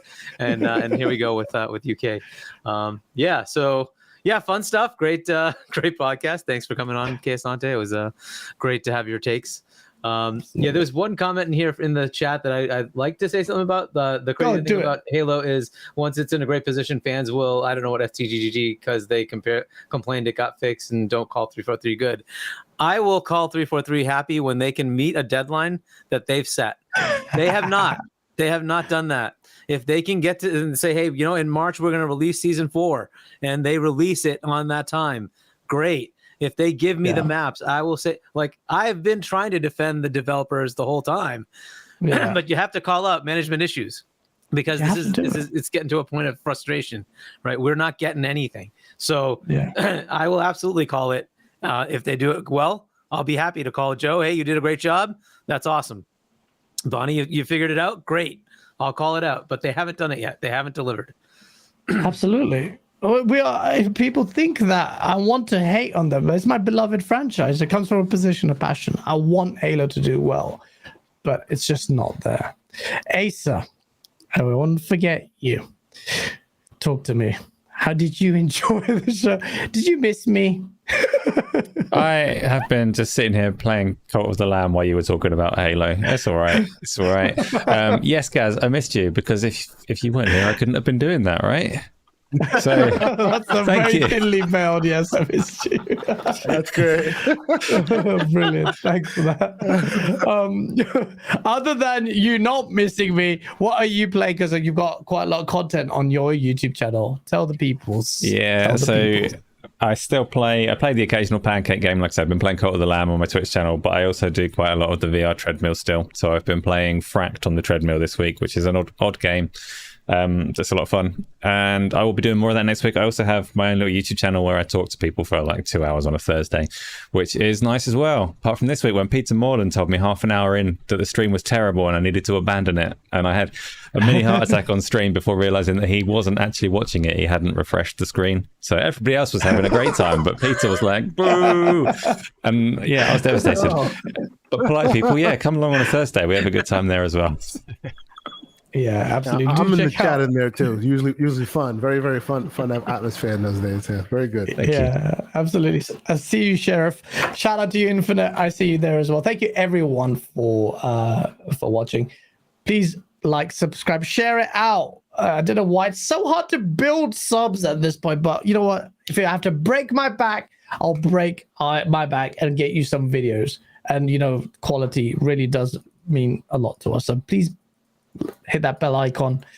We'll have a lot of content very soon. Thank you so much. Smash that like button on the way out, and we will see you very soon next week.